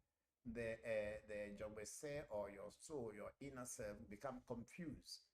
It does not know exactly what has caused that. It hasn't got a place or abode, a home anymore. Let me use some kind of physical things like if you are in your house and a hurricane comes, and then you are sleeping at night, and before you know, the hurricane blows your house away, and at that moment you have no house. You'll be totally confused, and you'll be looking for a place to find a rest. So you'll be moving from one place to another until you get a place to rest. So the soul, the human soul, the atma, or the inner self, which we call a se or jambese, which is inside each and every one of us, when the body got broken down, either through accident or through what do you call it, a suicide, or somebody shot you or killed you, the soul will begin to be looking for a place because it's not its time to pass on to the ancestral world. So they will be hanging around the physical plane. Those are the people they call the living dead. They are dead, but their spirit is still very living and active in the physical plane. And in my spiritual journey, I came across this spirit called Akai, who actually is also one of the spirits that help the the people who die traumatic and accidental death for their souls to have peace. So I have a kind, and I have been working with it for many, many years in giving birth to children, in healing people. So I get this Jobe people, we call them Jobe. That's the way the Angola people call them. In every domain, we call them Jobediel. Jobediel, that's the way it's called in Central Area language. So their souls are not at peace. They cannot go into the ancestral realm until their time comes. So that's why they worry family members from time to time. They have to go to Jobe, where it's like a place set up for people who died, traumatic death spirits to go and eat, and also to drink, and also to rest. It's a very, very, very dicey and very delicate subject until you are experiencing it and see it in action. You won't believe that this thing is real. There was a friend of mine who was my carpenter, and his brother died in a car accident. So they put the body in Accra here. So the day they were going to take the body to the village, in my village, Kokwe, the carpenter who is my friend came to tell me that they are taking the brother. And I even remember I was driving, then I saw them with their haze going to the Volta region. And he later told me somewhere along the way before they got to their village, the car stopped not to go. The engine just locked. They did everything they could do, but the engine won't start. So they had to start to think of calling his spirit and also pouring libation and begging him to allow them to take him home. And he told me when they got to their home and they took the dead body, the body refused to enter their father's compound. It has to go into other people's compound until finally. And what happened is that after the burial of this gentleman, he was a driver, his spirit came upon his senior brother, my friend. And my friend started becoming a pastor. He started prophesying, started saying things. And he automatically left the carpenter job and he became a prophet. So people started calling him prophet. And this dead person's, his dead brother's spirit was mounting him and saying things. And he was even healing people. So it got to a point that he came to me, says, "Oh, God is talking to him and all this thing." I said, "No, it's not God that is talking to you. It's your dead brother. And if you don't find a way to contain him, it will get to a point when he is done with speaking through you, he will just leave. And then you become a normal person again. You can't do anything." And truly, truly, it got to a point that his brother's spirit left him and he cannot prophesy anymore. And then he was in trouble and coming to me to help him to get back, because when he was being a pastor and prophesying, he was enjoying that moment because people were bringing money to him, people were saluting him and bowing down to him, not knowing it was his dead brother who was speaking through him. So the Jogbe people, or people who die traumatic death, if they really want to be active, it's a very serious thing. Until you experience and see, you will not believe that people who die traumatic death are very powerful. They are still in our realm. They have not yet gone to the ancestral realm. So that's why our people usually do certain rituals for them to help them to move on. Thank you very much, Kan Teriko, for that very, very important question. Then we have Ifa Shew. Say blessings to everyone, and thank you, blessings to you too, Ifa Shew. We are very grateful. Please move it fast. Let me see, because we still have some questions on Zoom, Clubhouse to read also. Then we have Elom Daniel. Say greetings from Kumasi, Papa. I have completed my course. I will come to Accra soon. Hello, Elom. How are you? Thank you very much. And how is your woman? My regards to her and your children as well. I'm very grateful. I'm very happy for you, and congratulations for you completing the course. Thank you. And when your dad called, say hello to him from me. Thank you very much. Then we have Kwame Jones. Greetings, Papa. How are you and your family? Oh, we are all doing well, Kwame. Thank you very much for joining the streaming. I'm very grateful. Okay, then we have Kim Lesky on Facebook. Say, Togbe, please tell us more about the colorful bracelets that you won. Are they empowered in some way? Yes, Kim. The bracelet that we wear at our shrine is called the Togbe Jopata bracelet. The patron deity of my shrine is called Togbe Jopata, not Jakpata, Jopata, a spirit of sudden happenings like accidents or all this. That's the spirit. That's what the spirit is for. That when things happen suddenly, they are there to protect and defend you against any negativity.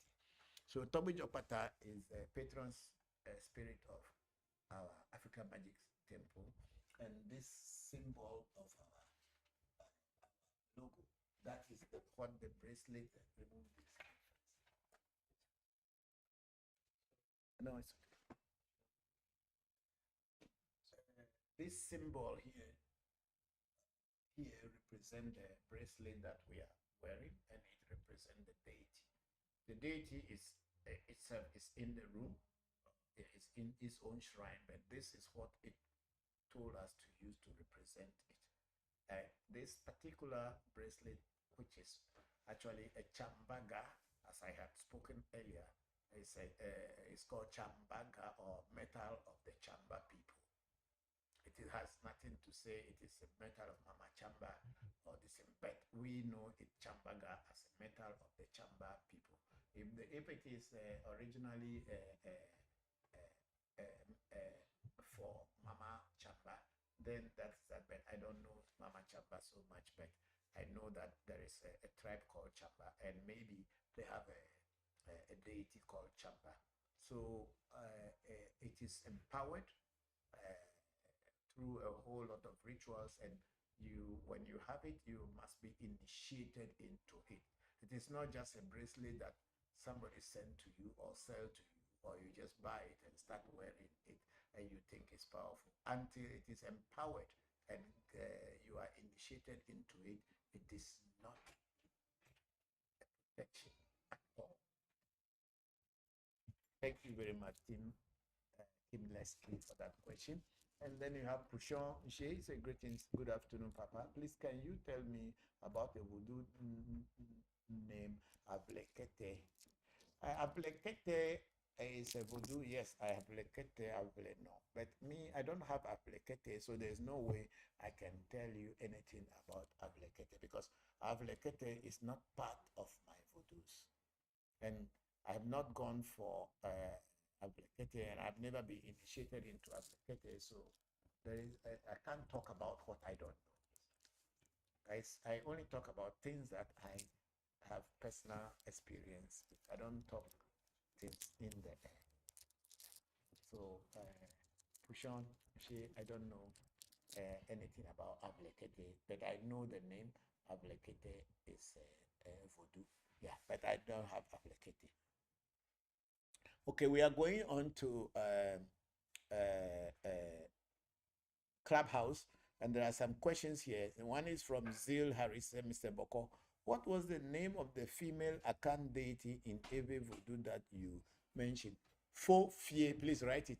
Fofie, Fofie, Fofie, Fofie, Fofie. That is the name for that. The sound is not good. We are checking it because someone said. I'm talking about Fofie. Is it coming? Check. The Fofie is the name of the. Well, why do you have to put that in? Is it not what is bringing the problem? This thing. No, what do you put in your ear and plucking it inside? No, I think it will be the person. It's from the essence because this is clear. My sound is clear. Yeah, I can even hear myself. Okay. So Fofie Zil, the name of that Akan voodoo in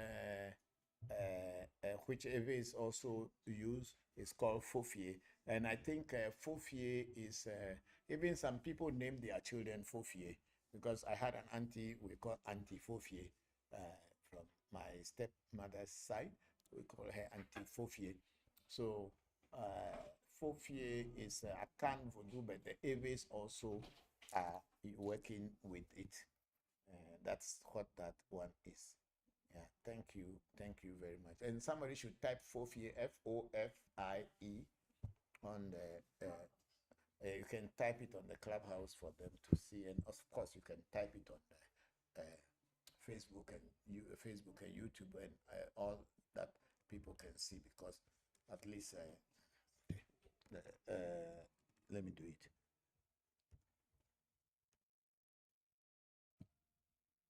It's one word. It's one word. Where do you enter?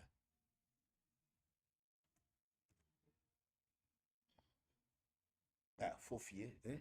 No, it changed the Fofie became Foley. You see, it become auto. Let me auto this in. So because the white man doesn't know Fofie. It's not in okay, do it from here. Fofie, white man doesn't have that word in their language, so they know that kind of Foley. It's Fofie. So that's why the name of God also should not be only a white man's name or Arab man's name. We all have our languages. And then I go on to another question here. Yeah, I think we have a tight caster. Say hello, Togbe. Can anyone receive the help that make you shake when you are in the presence of spirits? I was with Sena and Shamba and I seen it work. Can anyone receive this or must we do a reading first? No, it's not the herbs that are shaking you. It is the initiation that they have had already, and the spirit is with them. That's why when they invoke, it's not the herbs that they are holding that is shaking them. So it is not herbs. It is the initiation. So if you are initiated and you are introduced into the spirit world, that vibration is supposed to come to confirm to you that you are now connected to the spirit world. So it's not the herb that they are holding that is shaking them. It's not the herb. It is the initiation that they have. We know we have what we call the AMT initiation, African Magic Temple initiation. When you are initiated, you will be initiated into three different deities that we work with. And then when they initiate you, they open your doors into the spirit world so that you can feel spirits, you can hear spirits, and you can work with spirits. But it is an initiation. It is not the herb that they are holding that is shaking them. I know a lot of people may be mistaken because they saw them holding herbs, so they'll think that it's the herb that is creating the shaking. No, it's not the herb. It is the initiation. And then we have Zeal Harris again. I'm having internet problem today. Not sure if my earlier question in the chat was answered. Can someone type the answer here? I would appreciate it. I think it's the fourth year, right? Okay. And then we have a tight caster again. Say another question I have is in my reading, the son of Clever, yeah, Clever V. Proverb was mentioned. I never mentioned these two alphabet. From time to time, I still think about other religions and becoming religious. Do you think Afa is telling me to stop that other and focus on Fa? That is the path.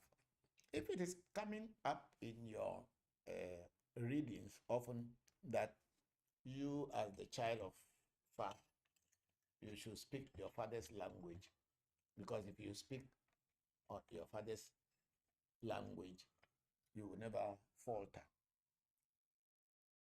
which literally also meaning if the language that you understand, your mother tongue, you cannot make mistake in it, because even if they say it in a very simple way, you understand. But if it is a foreign language to you, now before you have to learn it, and then when you understand it, then you have to translate it back into your mother tongue to understand. For instance, those our brothers and sisters in Islam, they must learn Arabic from Mankaranta, from childhood, to be able to master Arabic. And even if they master Arabic and they speak Arabic and write Arabic, they will always translate it back in their mother tongue, in their head. So it is with us, those who were Christians and learned the English language or any European language for that matter. When we speak, for us to get a proper understanding, we always needed to go back to our local mother tongue to be able to make that connection. Then it is very clear to us. So if Afa had been telling you that Clever Vime Fuatapade Obuno means a Clever's child would never, Clever is a bird that is in the forest. So the Clever teaches each child from childhood how to talk, to be able to communicate with the father and other Clever birds. So if Clever's child leave Clever and Clever's ways, and he is now learning the language of parrot, to speak like parrot, It cannot speak very well like how it will speak if it were speaking clever language. So that's what the Afa is telling you. It's just telling you that you cannot be perfect in any other thing than what you had been introduced to or you knew from childhood. So yes, I may say maybe Afa is asking you to go back on your destined path, which is your real path, than just deceiving yourself that you are being religious. Religion is man-made. Spirituality is an inner thing. It is something that you came here with. So please let us be more spiritual than religious, because being religious is only deceiving, is just deceiving you. You know the truth, but you see a black thing, but you must call it white because everybody is calling it white. No, look into religion and tell me what is not there. I mean, everything, all the crime, the corruption, the hypocrisy, everything that happens in our world are actually done by people who are following religion, religious people. But the same religious people are the very people who will go to church on Sunday and behave as if they were angels. And then on Sunday, they are the same very people who sit in offices, and if they are paying them salary, but if you go to their table or to their desk to help you, if you don't put money down, they will not help you. And after doing that, they put anointing oil on their hand, as if they are cleaning off this thing. They forget that nature doesn't forgive. They will pay. There is no forgiveness anywhere. They are lying. Say, put anointing, when you do bad thing, then you wash your hand with anointing oil. You think that's what cleanses you. It's a lie. It's a lie, big, big lie. It's better to be honest than to be hypocritical. So religion is hypocrisy. So tight caster, I think it is better you think twice and think well. And Caster went on to say, is the best for me so I don't get lost. Thank you, Togbe. Thank you too. Thank you too. And then Caster went on to say, sorry, last question.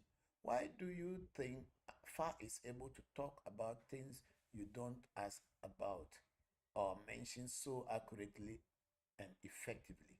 Why do you think it will address something you don't mention? It is incredible.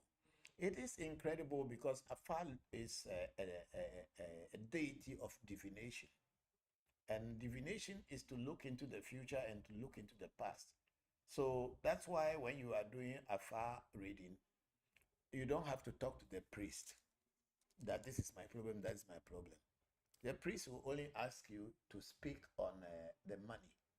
And when you speak on your money in privacy and you bring it, if the Afa Bokor and the Gumaga or the Okpele or the Yorubas call it Okpele is properly prepared, because it's a spirit, it must be able to pick the informations all around you. And whatever you had not even said, but you know about, Afa will pick it up and tell you that this is what is happening in your life. So if you want to change the course of the challenge that you are having, this and this, that and that is what you should do. So a good diviner should be able to tell you exactly what is happening in your life, whether you told him or not. Thank you, Tightcaster, for your questions. Afa is incredible. Sometimes those of us who have been with Afa for some time now, we still wonder how Afa does, how the divination is so accurate that sometimes when they tell you, you think that it will not happen. But then when you wait for a while, you begin to see that it is happening. Thank you very much. And then we have Zeal Harris saying, thank you, Mr. Bokor. It's a Fofiye. Yeah, you can call it Fofiye, but the real spelling of the Fofiye is F-O-F-I-E. Fofiye. Fofiye. And it's supposed to be a Friday spirit. People were talking about even a female deity. Yeah, like Fofiye is a female deity. And also a lot of Mamiwatas are also female deities.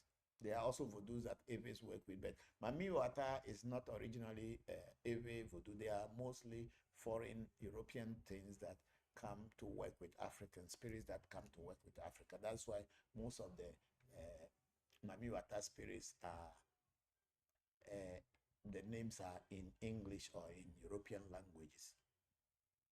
The Mami Watas that the Eves work with are the voodoos that have water ones that are the voodoos that are in pots, voodoos that they add oil and liquids to, and but then they have their incantation in Eve, and that is the ones that we have. But the female ones may be plenty. I don't have all. And then tight cast, I say, thank you, Togbe. Lord, this is Samuel. Sorry, I didn't introduce myself. Hello, Samuel. Thank you very much. I'm very grateful that you understood what I was saying. Thank you. Samuel Tusa, right? I think. Okay, we'll get on to YouTube, where we have a Clenam will say sound please, and again Clenam says sound please, but I think it has been resolved. If your sound is still not good, then please check your device. Then we have Ian Campbell. Hey Papa, do you see polygamy as a good practice in Africa?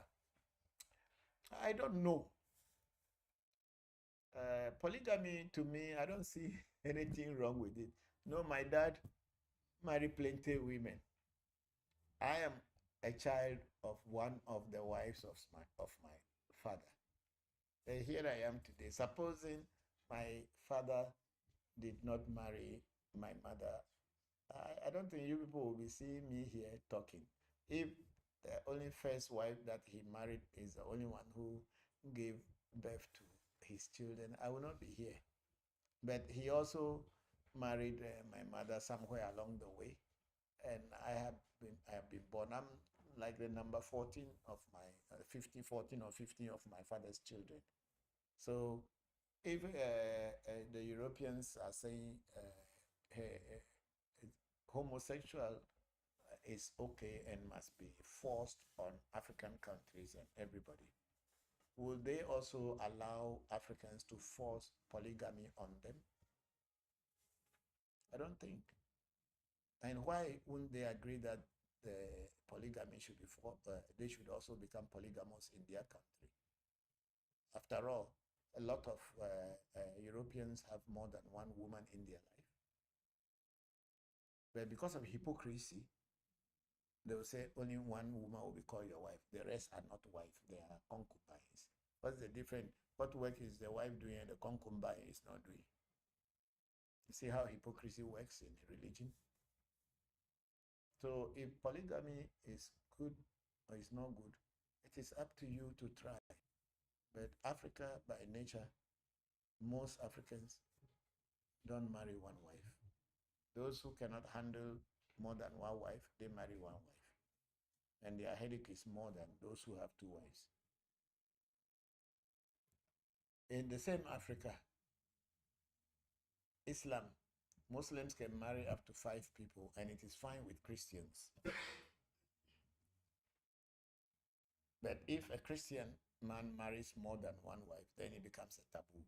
So you realize that it is a religious ideology. It has nothing to do with God in the first place. It's a religious ideology, and somebody feels that their ideology is superior to the other. So for the European, they thought that if we Africans are polygamous, it is wrong. But if they are I find it difficult calling the name homosexual, it's okay. You know what it means? It means that they want to tell us that whatever they do, because they are superior to us in everything they do, so theirs is fine, ours is not fine, which is very wrong in the first place. Nobody is superior to anybody in this world. Maybe you can cheat me more than I can cheat you. That's the difference. Please, the monitor will be going off. So they can cheat us, or they know how to deceive and cheat us. That's what they are good at. So it is not a question of what do you call it, saying that their philosophy or their way of life is superior to us. If you go into look into the animal kingdom, one male animal will have many females and is able to cross them all and give birth to more. So whatever you choose is your way of life. But me, I know what I like and I know what I want to. I'm not following anybody. I know what is good for me. May not be good for everybody, but I know what is good for me and I follow my heart. If I cannot marry two wives, I will say that I know I cannot marry two women and I don't need to be polygamous because I cannot handle it.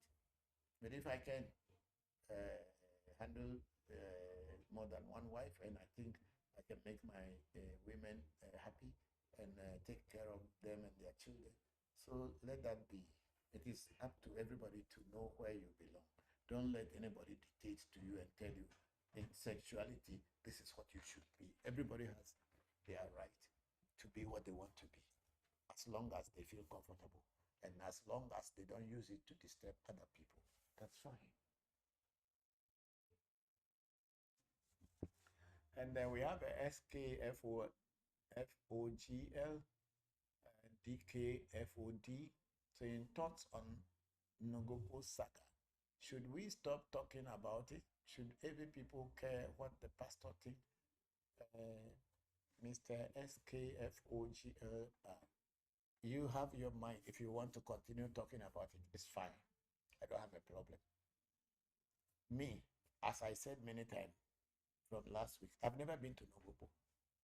I've never met anybody directly from Nogopo, but I know people in Nogopo are following my program, and then we talk on chat sometime on social listen. This problem of Pastor Ajin Asari and Nogopo, as I said last week, it's a question of somebody trying to take your bread from your mouth. I don't know why he made that unfortunate statement with the thought that maybe some people were talking about Nogokwo in his church, or people were trying to prove to him that in Nogokwo, if you do bad thing and you go there, you will talk through. You know, the God that they presented to us, if it is working for you, then let it work for them. If Nogopo is working for somebody, let it work for whoever goes to Nogopo. We all have our right to choose what is good for us and what is not good for us, as long as we are not disturbing anybody. I don't know what is happening to Ajin Asari that made him to think Nogopo is bad. Who knows? Maybe something bad is happening to him and he cannot contain it, so he has to start shouting. Until we know from where he was speaking and know the bottom of whatever is happening before he even used this, because I have not even listened to what he has said about it, because I'm not that kind of person who is interested in people that I look at them as charlatans. You know, I'm not interested in them, so I don't really chase such people. So you will see me talking about certain things because I don't believe in pastors. I don't believe in so many things because I know one time that there was one of his very good pastor that was teaching in his pastoral school, and I also heard that that pastor's father was a traditionalist. Whether that is very true or it's not true, I cannot really tell because I don't know the father. And more so, Mr. Ajinasari is married to an Ebe woman. And I believe very strongly that if they go to the roots of the wife, they will find traditional people from where she came from. But it's not my cup of tea that I'm going to be competing and challenging Ajinasari. Those who wants to go to his church are the ones going. I've never gone to his church before, and I don't have anything against his church. Whatever business he's doing to make his life, let him do. I'm doing. If he speaks against my shrine and say that, oh, I didn't, my shrine is evil, it's okay. If it is evil, I know. It is not for him to tell me that it's evil. Don't you know that somebody's devil is somebody's God? Because if I, Christopher Voncujovi, you attack me, whether spiritually or physically, and my spirits go after you, for me, you who is attacking me, you are evil. And then to you also, my spirits that are going after you to destroy you or to defend me or retaliate, to you, those spirits will be evil. Because they are not going to give it to you easy. So you look at them as evil. So nobody actually knows what is happening to Ajin Asari before he was making that statement. So please, I don't want to get into what Nogopo is or what Nogopo is. Noboko people themselves, they know themselves. And they have all the right and the knowledge and the wisdom to look into this to the very bottom. And if they find out that Ajinasari is wrong, they will know what to say to let him apologize to them. So let's leave it to the Nogopopi shrine and then and Ajinasari. I am just an observer. I'll be watching what will happen. If they do it to my shrine or any shrine that is close to me that I know, I can also give advice on what they should do. But as I said, I've never been to Nogobo. I don't know anybody there. And I can't sit here and be saying that, oh, I'm championing this Ajida Asare is evil man. He shouldn't say so. But whatever he has said, he knows what he says. So the people at the shrine in Nogobo Shrine has all they have all the right to see to the bottom of this matter. And if he is found to be wrong, he needs to render apology to them. That's all that I can say in this case. So please leave me out of this pastor and this, because I had always spoken that church is a lie place. So if somebody talking anything in church, I don't trust them. So yeah, word doesn't hold anything for me. And then SKFOGLR went on to say, why do people think every people are the most who practice voodoo or traditional spirituality? But Mr. Man, don't you know the word voodoo is an heavy word?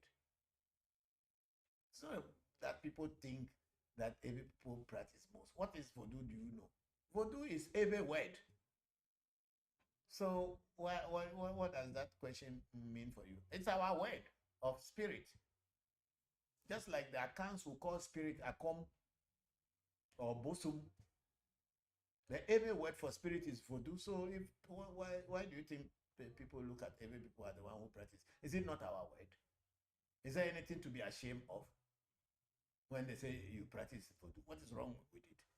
Unless you are a person who yourself, you are a hypocrite and you are in church and you are in voodoo, then you begin to look at it as something wrong. If somebody says Eves are the people who practice voodoo most, what is wrong with that? What is to be ashamed of?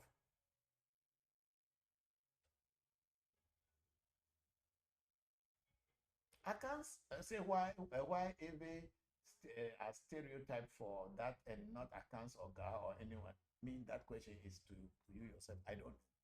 It's not me who is saying it, but the voodoo is our word. It's everywhere. So accounts have a com. They are also doing their own. The guns also have whatever they have, and they are also doing their own. So why? What kind of question is it that why do people stereotype every people and they don't stereotype accounts? Your question doesn't. Today's question doesn't really mean anything at all. The word voodoo is every word. So there's nothing to be ashamed of, unless people who are hypocrites, they are the ones who are ashamed of the word. I am not afraid or ashamed of being called a voodoo priest. I had always called myself a voodoo priest. That's my name. I don't care. I don't call myself a Komfuo. I don't call myself Nana. I call myself Togbe because Togbe in Ewe means an elder or somebody who is in charge of voodoo or somebody who is a chief. So when people call me and say Togbe, Togbe, I say, no, I'm not Togbe. I call me Nana, Nana. I told them I'm not Nana. I am Togbe. And that is what I am. So when you say the stereotype, there's nothing like stereotyping. Aves are the owners of voodoo, and voodoo is our word, is our language. So it is not a stereotype. It is not a stereotype at all. The word for spirit in our language is voodoo. So what is the stereotype? There is nothing stereotype. People who say this and sometimes get me getting angry because what do you mean by stereotype? If people say that Arabs are calling God Allah, is he a stereotype? Or today, Christians are all calling God Jesus because in the Bible, there is no name for God called Jesus. So if you say today that people are calling God, the name for God is Jesus, is it stereotyping? Is it not what is happening? So please, these are not questions I want you to ask me. Then SKFOGLR, I don't know how to pronounce the name, so DKFOD.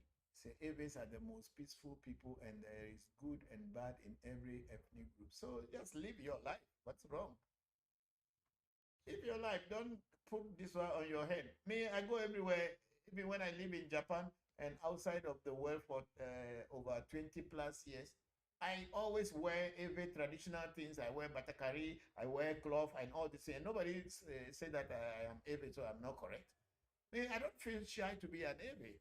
Unless you feel shy to be an Eve, like most of our Eve people who live in Accra and they are speaking Twi and Gan to their children just because they feel like if they speak Eve, people will laugh at them. Look, me, I wear Eve everywhere I go. My children's, all their names are in Eve names. I don't give Christian name to my children. So the moment you hear their name, you know they are Aves. And they are proud to be Aves. So what's your problem? No, nobody stereotype Ave people to do witchcraft. Who said that Aves do witchcraft? Where did you hear that one from? I've never heard anybody stereotyping Aves that they do witchcraft. I've never heard it before. So I don't know. I don't know where you are learning or who you are dealing with. Have you, Said, have you been hearing that people say Aves are witchcraft? I've never heard before. Or you have been hearing that? You two haven't heard. So who are the people you associate yourself with who are telling you that the Aves do witchcraft? I've never heard anybody telling that Aves do witchcraft.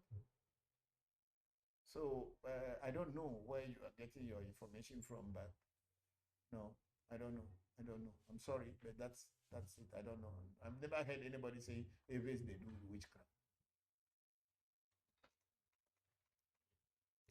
Yeah, so I think we are almost done. We are at the end of today's program today. It's 6 o'clock already, so I'll be closing very soon. Then we have a Pushon JC Papa on the topic of homosexuality. Does a voodoo accept someone who is innately homosexual also work? Would the voodoo let them be their priest? I said it many times that spirituality doesn't have anything to do with your sexuality. Spirituality, last Sunday I said the same thing. It has nothing to do with your sexuality. If you want to, and my earlier submission is, even if you are masturbating or you are homosexual, you are heterosexual, you are whatever it is, spirituality doesn't care. Just like people think that if you are not eating meat, then you are spiritual. It's not. You can still be eating meat. You can be gay. You can be a homosexual, you can be heterosexual, you can be whatever you are to be. Spirits that you work with are the ones who will tell you what they don't like and what they like. And it is not a religion. See, our tradition is not a religion, so it is not like something that cuts across everything. If the spirit you are dealing with says that I don't want you to be a gay, then you don't deal with that spirit. You find the one that you can deal with. As I was saying earlier, the Mamiwata, some are men, some are women. And then I was also saying that there is this spirits that are called, they are hermaphrodites, you know. Hermaphrodites are spirits that are man and woman in one. That's why most spirits can become a woman and at the same time become a man. It does not really matter. It depends on who they are dealing with. So if people should stop thinking of religion and comparing religion to spirituality, whereby religious people say one thing that, oh, being a homosexual is evil. And then after some years, they say, oh, it is okay to be homosexual. Are they talking about God or they are gods? They are the same very people who will say this. Some time ago, Saudi Arabia, women were not supposed to drive because it's against the rule of God. Today, Saudi prince has given chance to them to drive car and move about. So is Saudi prince the God that has now changed the law? Then this will tell you that religion is man-made. Religion is man-made. So when it suits them, they change it to their way. So don't be using books and human laws and regulations and say that this is God or it is not God. I don't think anywhere in voodoo practice they have ever said that, oh, because you marry too many wives, you cannot practice voodoo. Or because you are a homosexual, you cannot practice voodoo. There's nowhere, no, I've not seen that. Whereby they say, oh, because your spirit, sexual, your sexuality or your sexual practices is not along our ways, so you cannot. It's the spirit who will decide.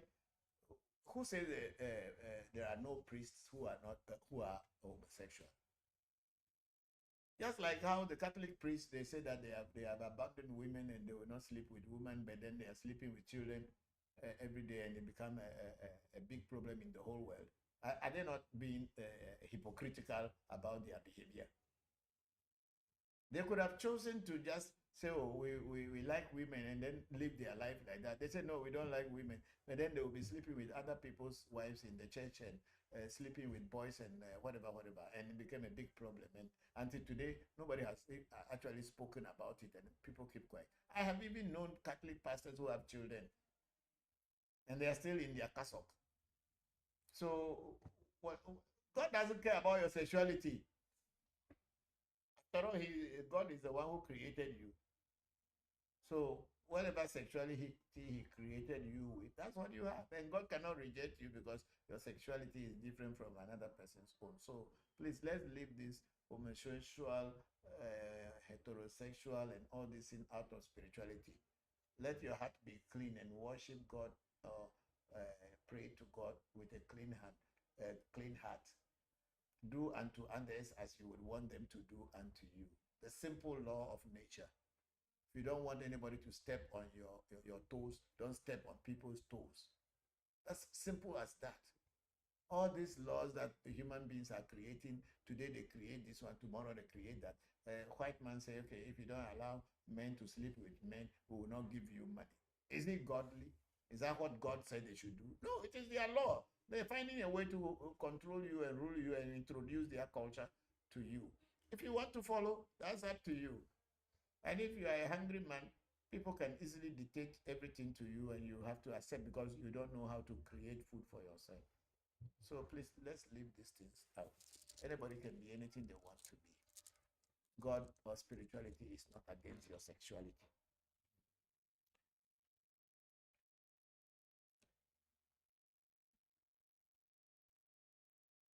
Okay, Samuel Tucson is the tithe caster.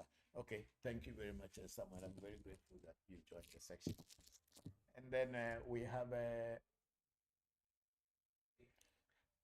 Vivian Baka saying that, hello, Papa, I hope you are doing well. Please, Papa, don't be angry. They are ignorant. Okay, Vivian, thank you. Thank you. Because, you know, people come with things and I don't know where you people are getting your information about spirituality from.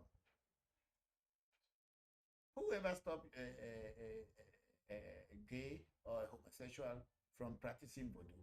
Because the gay or homosexual in our community is not going to go around doing like this, doing like this, doing like this, so that people should know that he's a gay. No. That is their private affair. It is not for public to see. It is until we start to show off and say, I want people to see that. That's why somebody may use their emotions to get angry with you. So spirituality has nothing against your sexuality. So please be free and practice whatever you want to practice. If you are working with a particular spirit or a particular voodoo, and the voodoo is saying that, no, I don't like this, then you don't do. For instance, if you are working with a voodoo like Baba Dudu, and Baba Dudu is saying that I don't like you to sleep with a woman from the back of a woman, then you know that voodoo doesn't like that. And if you want to work with that voodoo, then you have to stop that. But if you don't want to work with that voodoo, because you cannot follow that rule, then you don't work with that voodoo, so that voodoo doesn't have any power over you, whatever you are doing. But to accept that, okay, I will not do, but you go and do, that is when the voodoo will get angry with you and then have a problem with you. That's what spirituality is all about. That's why before you want to work with any voodoo or you want to get initiated into any voodoo, ask questions. Ask whether this voodoo, what are the taboos of the voodoo? Let the person who is going to initiate you tell you the taboos. Then you are free. Whether those taboos are things that you can abide by and follow, and you go into it. But if you feel that you cannot abide by it and you cannot follow those taboos, then don't take the voodoo that will kill you. Because if the voodoo say don't do it and you do it, it will kill you. Because you have not listened to it. And it is not a force that you should take that voodoo. If you know you cannot follow the rules of a voodoo, please don't let that voodoo come into your life. As simple as that. Okay, let's see if we have any more questions on TikTok. And okay, Martin Kobler, my big brother. Hello, for Martin. Martin Kobler is saying, good evening, my dear brother. How are you doing? Haven't spoken to you for a long time. I will send you a voice note later. Greetings to you and to my nephews and nieces and to your team. Well done. Thank you, for Martin. I'm very grateful. So we'll talk later. Is that the last one on Facebook? Yes. Okay, so let's see if we can still have anything on TikTok. Yes. Okay, let me finish. This is not TikTok. Yes. This is YouTube. Go there first. Let me see. Some people. Yes. Okay, we have a Charlotte panel. Okay, there's one at the top. Ian Campbell is asking, how is polygamy practiced in your culture? Is it just the husband who determined to marry another wife, or is it consultation of the gods that will determine if the man will need another wife? Consultation can also determine, but I think most of the time it is the man who decided that he likes another woman, or another woman likes the man, and the man likes the woman, and they start to live together even though the man has a wife. So I don't think consultation is the main thing. But if you have a wife, for instance, and the wife is not giving birth for you, it's not giving birth to children, but you love your wife so much and you still want to keep her in your life, but at the same time you would want to have children. What do? You may ask your wife. You don't need to consult spirit necessarily. You can ask your wife that I want to take another wife.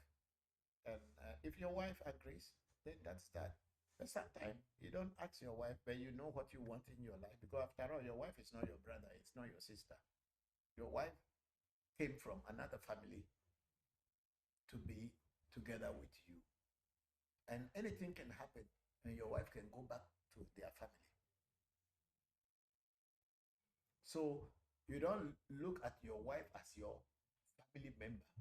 Your wife is your friend. So it is also that your husband is your friend. It's not your family member. In spirituality, pure spirituality, your wife is only your friend. Because your wife or your husband can decide to leave you and go back to where they come from. You are only having friendship with a common understanding to live together. So if your wife is not giving birth and you want to have another wife, then that's your problem. And if your wife has given birth to you, maybe your wife says, oh, I don't want to born again. But you feel that you want to have children again. It's, of course, it's up to you because it's your life at the end of the day. So it's very hard truth, but people have to understand that your wife or your husband is not your family. They are just your friends. Otherwise, divorce, separation, annulment, and all these things will not be happening around the world. If your wife or husband is your friend, it's your family. You can never separate from your family, no matter how much you fight. You are still family. Is it not? Yes. No matter how much you people are fighting, even if you are fighting with knife and cutlasses, your bloodline never changes. You are still brother, sister. You're still father, mother. But your wife has nothing to do with you. She can just pack and go, and you can't do anything. And your husband can also decide to run away from you. You can't do anything. It is a question of understanding between two people who makes what they call husband and wife or family. And your children are your family because they share the same DNA and bloodline with you and with your ancestors. And your children are also your wife's family because they share the same thing with them. And you and your wife, you are friends. So if a person wants to marry another woman, it is up to them whether to tell their wife, whether they want to do a consultation or just to go and find a woman and become a wife for them. I think that is up to the person who is involved into this. It has nothing to do with spirituality. But if you want to find out whether this woman that you want to be in your life is she or this man that you want to be in your life, is he or she a person that will contribute to your progress in your life, then you can consult with spirits to find out whether it is okay to be with the person or not okay. That is, I advise the spirit world will be able to tell you that, oh, it is okay. Oh no, it is not okay. Then it's up to you. If you want to listen, you listen. If you don't want to listen, they are not going to force you. So please, in every culture, polygamy is polygamy, whatever it is. But then in our culture, polygamy is more prominent than polyandry. Polyandry is practiced by some tribes even in Ghana, where a woman can have more men in her life at the same time, just like how men will have more women in their life at the same time having other ones. So there's a polyandry a group or tribe or culture also in Ghana. Even if people are not talking about it, it exists where a woman can decide to have 2 or 3 boyfriends and decide that this child is for that man and this child is for that man. Yeah, it is there. If people don't want to say it is there. So if you are a woman and you want to have more than one man in your life, pray that in your next life destiny you should be born into such kind of tribe so that you can have many men at the same time. But most tribes would prefer that a woman should have only one husband or one man at a time. If she doesn't not like the man anymore, she can go and find another man. But she cannot be in a marriage and still keep other men. It's a taboo in some of the tribes, especially Ewe tribe. Okay, let's go on to the Charlotte panel. Hello, Papa and teacher. Your rebuttals are instructive as your teachings. Another great lesson today. Best wishes to you and AMT for great week. See you next week. Thank you very much. Thank you very much, Charlotte. I'm very grateful that you joined. Then SKFOGLR say, I have seen a homosexual voodoo priest. There are homosexual Catholic priests, imams, and pastors. It's normal, I guess. What matters is the person's intention. You have said it all. So it is not your religion who is going to tell you whether you should be. Your sexuality does not belong to your. Has nothing to do with your spirituality or whatever. So please, if they are homosexuals in Catholic pastor and other imams and all this. So that is it. Your God doesn't care about your sexuality. Do whatever you can do. If it makes you happy, fine. Be happy. That's why I don't like what Jenna was saying the other Sunday that Ghana is so dangerous that nobody should come there to get initiation because if you are LGBT, LGBTQ, LGBTQ, LGBTQ. If you are LGBTQ and you come to Ghana, they will attack you. No, Ghanaians don't have time for that at all. Ghanaians do not have time because recently there is a gentleman who came here. He's actually not a gay, but because of his profession, the work he does, he dresses like a woman. And he made his hair and all earring, but he's not a gay. And nobody, he's coming to do his spiritual things and go. And nobody on the car or in the public transport or anybody attacked him. So it is never true that when you come to Ghana and you are LGBTQ or whatever you are, anybody is coming to attack you at all. But don't come here and be on the street and telling people that, oh, I am a homosexual, I am this. Someone may not like it and they may attack you. But even if they attack you, the government will take them to task if they happen to get them. So your sexuality has nothing to do with your spirituality. So be free and do your spirituality with your clean heart.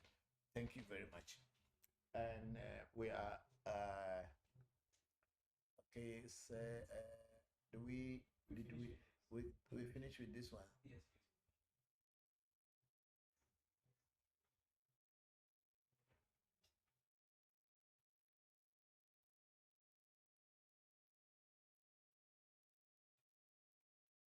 Okay, somebody. Okay, go up and let's see from where. Some new questions. And then we have a user 858017 plus plus plus. The African traditional religion is good, but should stop using it to destroy each other. You are not serious. Who are they using to? The people who are telling, bearing false witnesses and locking people in jail for false witnesses, and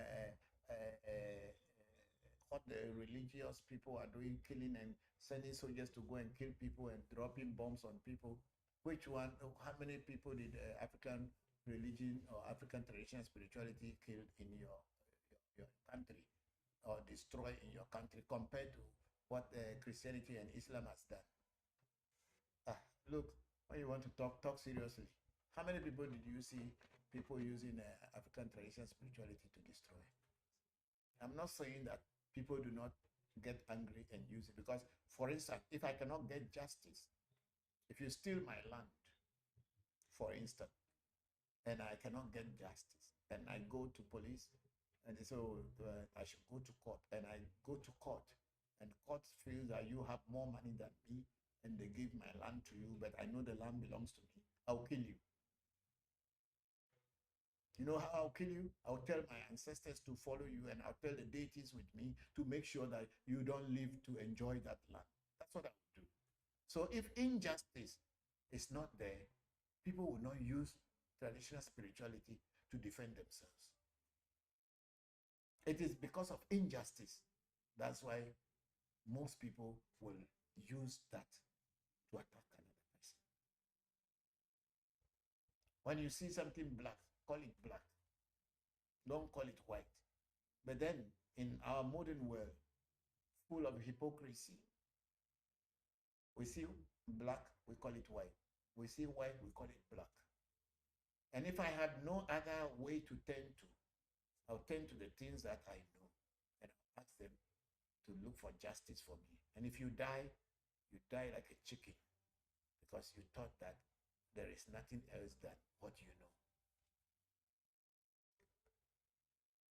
Then the chat diva is saying that no gender. Yes, of course, there's no gender in our. We don't care what you are. And then chat diva is saying it's true. Then Mystery Van Zero is saying that it's only the African Christian who stereotype we Aves when it comes to spiritual practices.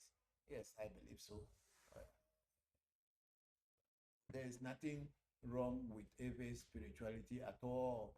So if you are a Christian and you think that you are European, you are African and you are a Christian, and you, in your mind you are thinking that you are European, go to Europe and see how they treat you. Then we have Pef Denyo. It's a good evening to you. Then Nathan Highness it's a hill, and the Surya is a then come and attack us on our traditional values. Thank you.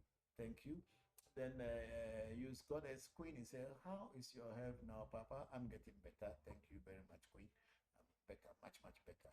And then Goddess Queen is saying, happy Sunday, Papa. Happy Sunday to you too. Then we have Galactica Major. How can I become a voodoo priest? By going to people who are practicing voodoo and then ask them how you can become a priest. They are the ones who can tell you. Let's go. Then we have Demetrius. He said, Papa, do you do work to fix marriages? Yes, I do. Works to fix marriages. If you do consultation and the spirit world teaches me what to do, I will do that for you. And then I'm Veron. They say hi. Then Azaneo, he say, please answer me on WhatsApp. I will leave you a message from Cote d'Ivoire. Okay, no problem. We will answer you once you ask. Then we have Duni. Arabs treat us worse than Europeans, and they still have African slaves today.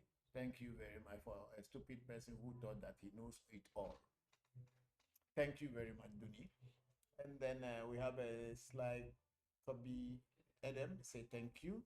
And then user 858017 saying our destiny and glory when family are against each other. Of course, everywhere in every culture, sometimes families are against each other. It's a normal thing. It's a human nature. So when you see such a thing, find a way to resolve that misunderstanding, and family will be together again. Most of the time, it's a result of greed and someone thinking they are more important than another. And the user at Daisuria at user 8580, you are still not saying anything. Bring up more explanation. Thank you. The man doesn't know what he was talking about, that they are using Africanism to destroy each other. How many people have you seen being destroyed by that? Or you are from some small village where there's only 3 people and you people are killing each other. Which one is there again? I think it's finished. Yes. Okay, thank you all today for today's learning and everything. I'm very grateful to all of you for having the time to join me and also ask the questions. Thank you very much. I'll just pour a libation and we'll call it a day. Oh, aku tahu mama pete mentak yo senye popolipo yo senye datafia. Me yo mi okeke dagbe me yo mi do. Me yo mi da siji me no mi da lam kasiji agbeji. Ya tepe on keke bubu gavayi.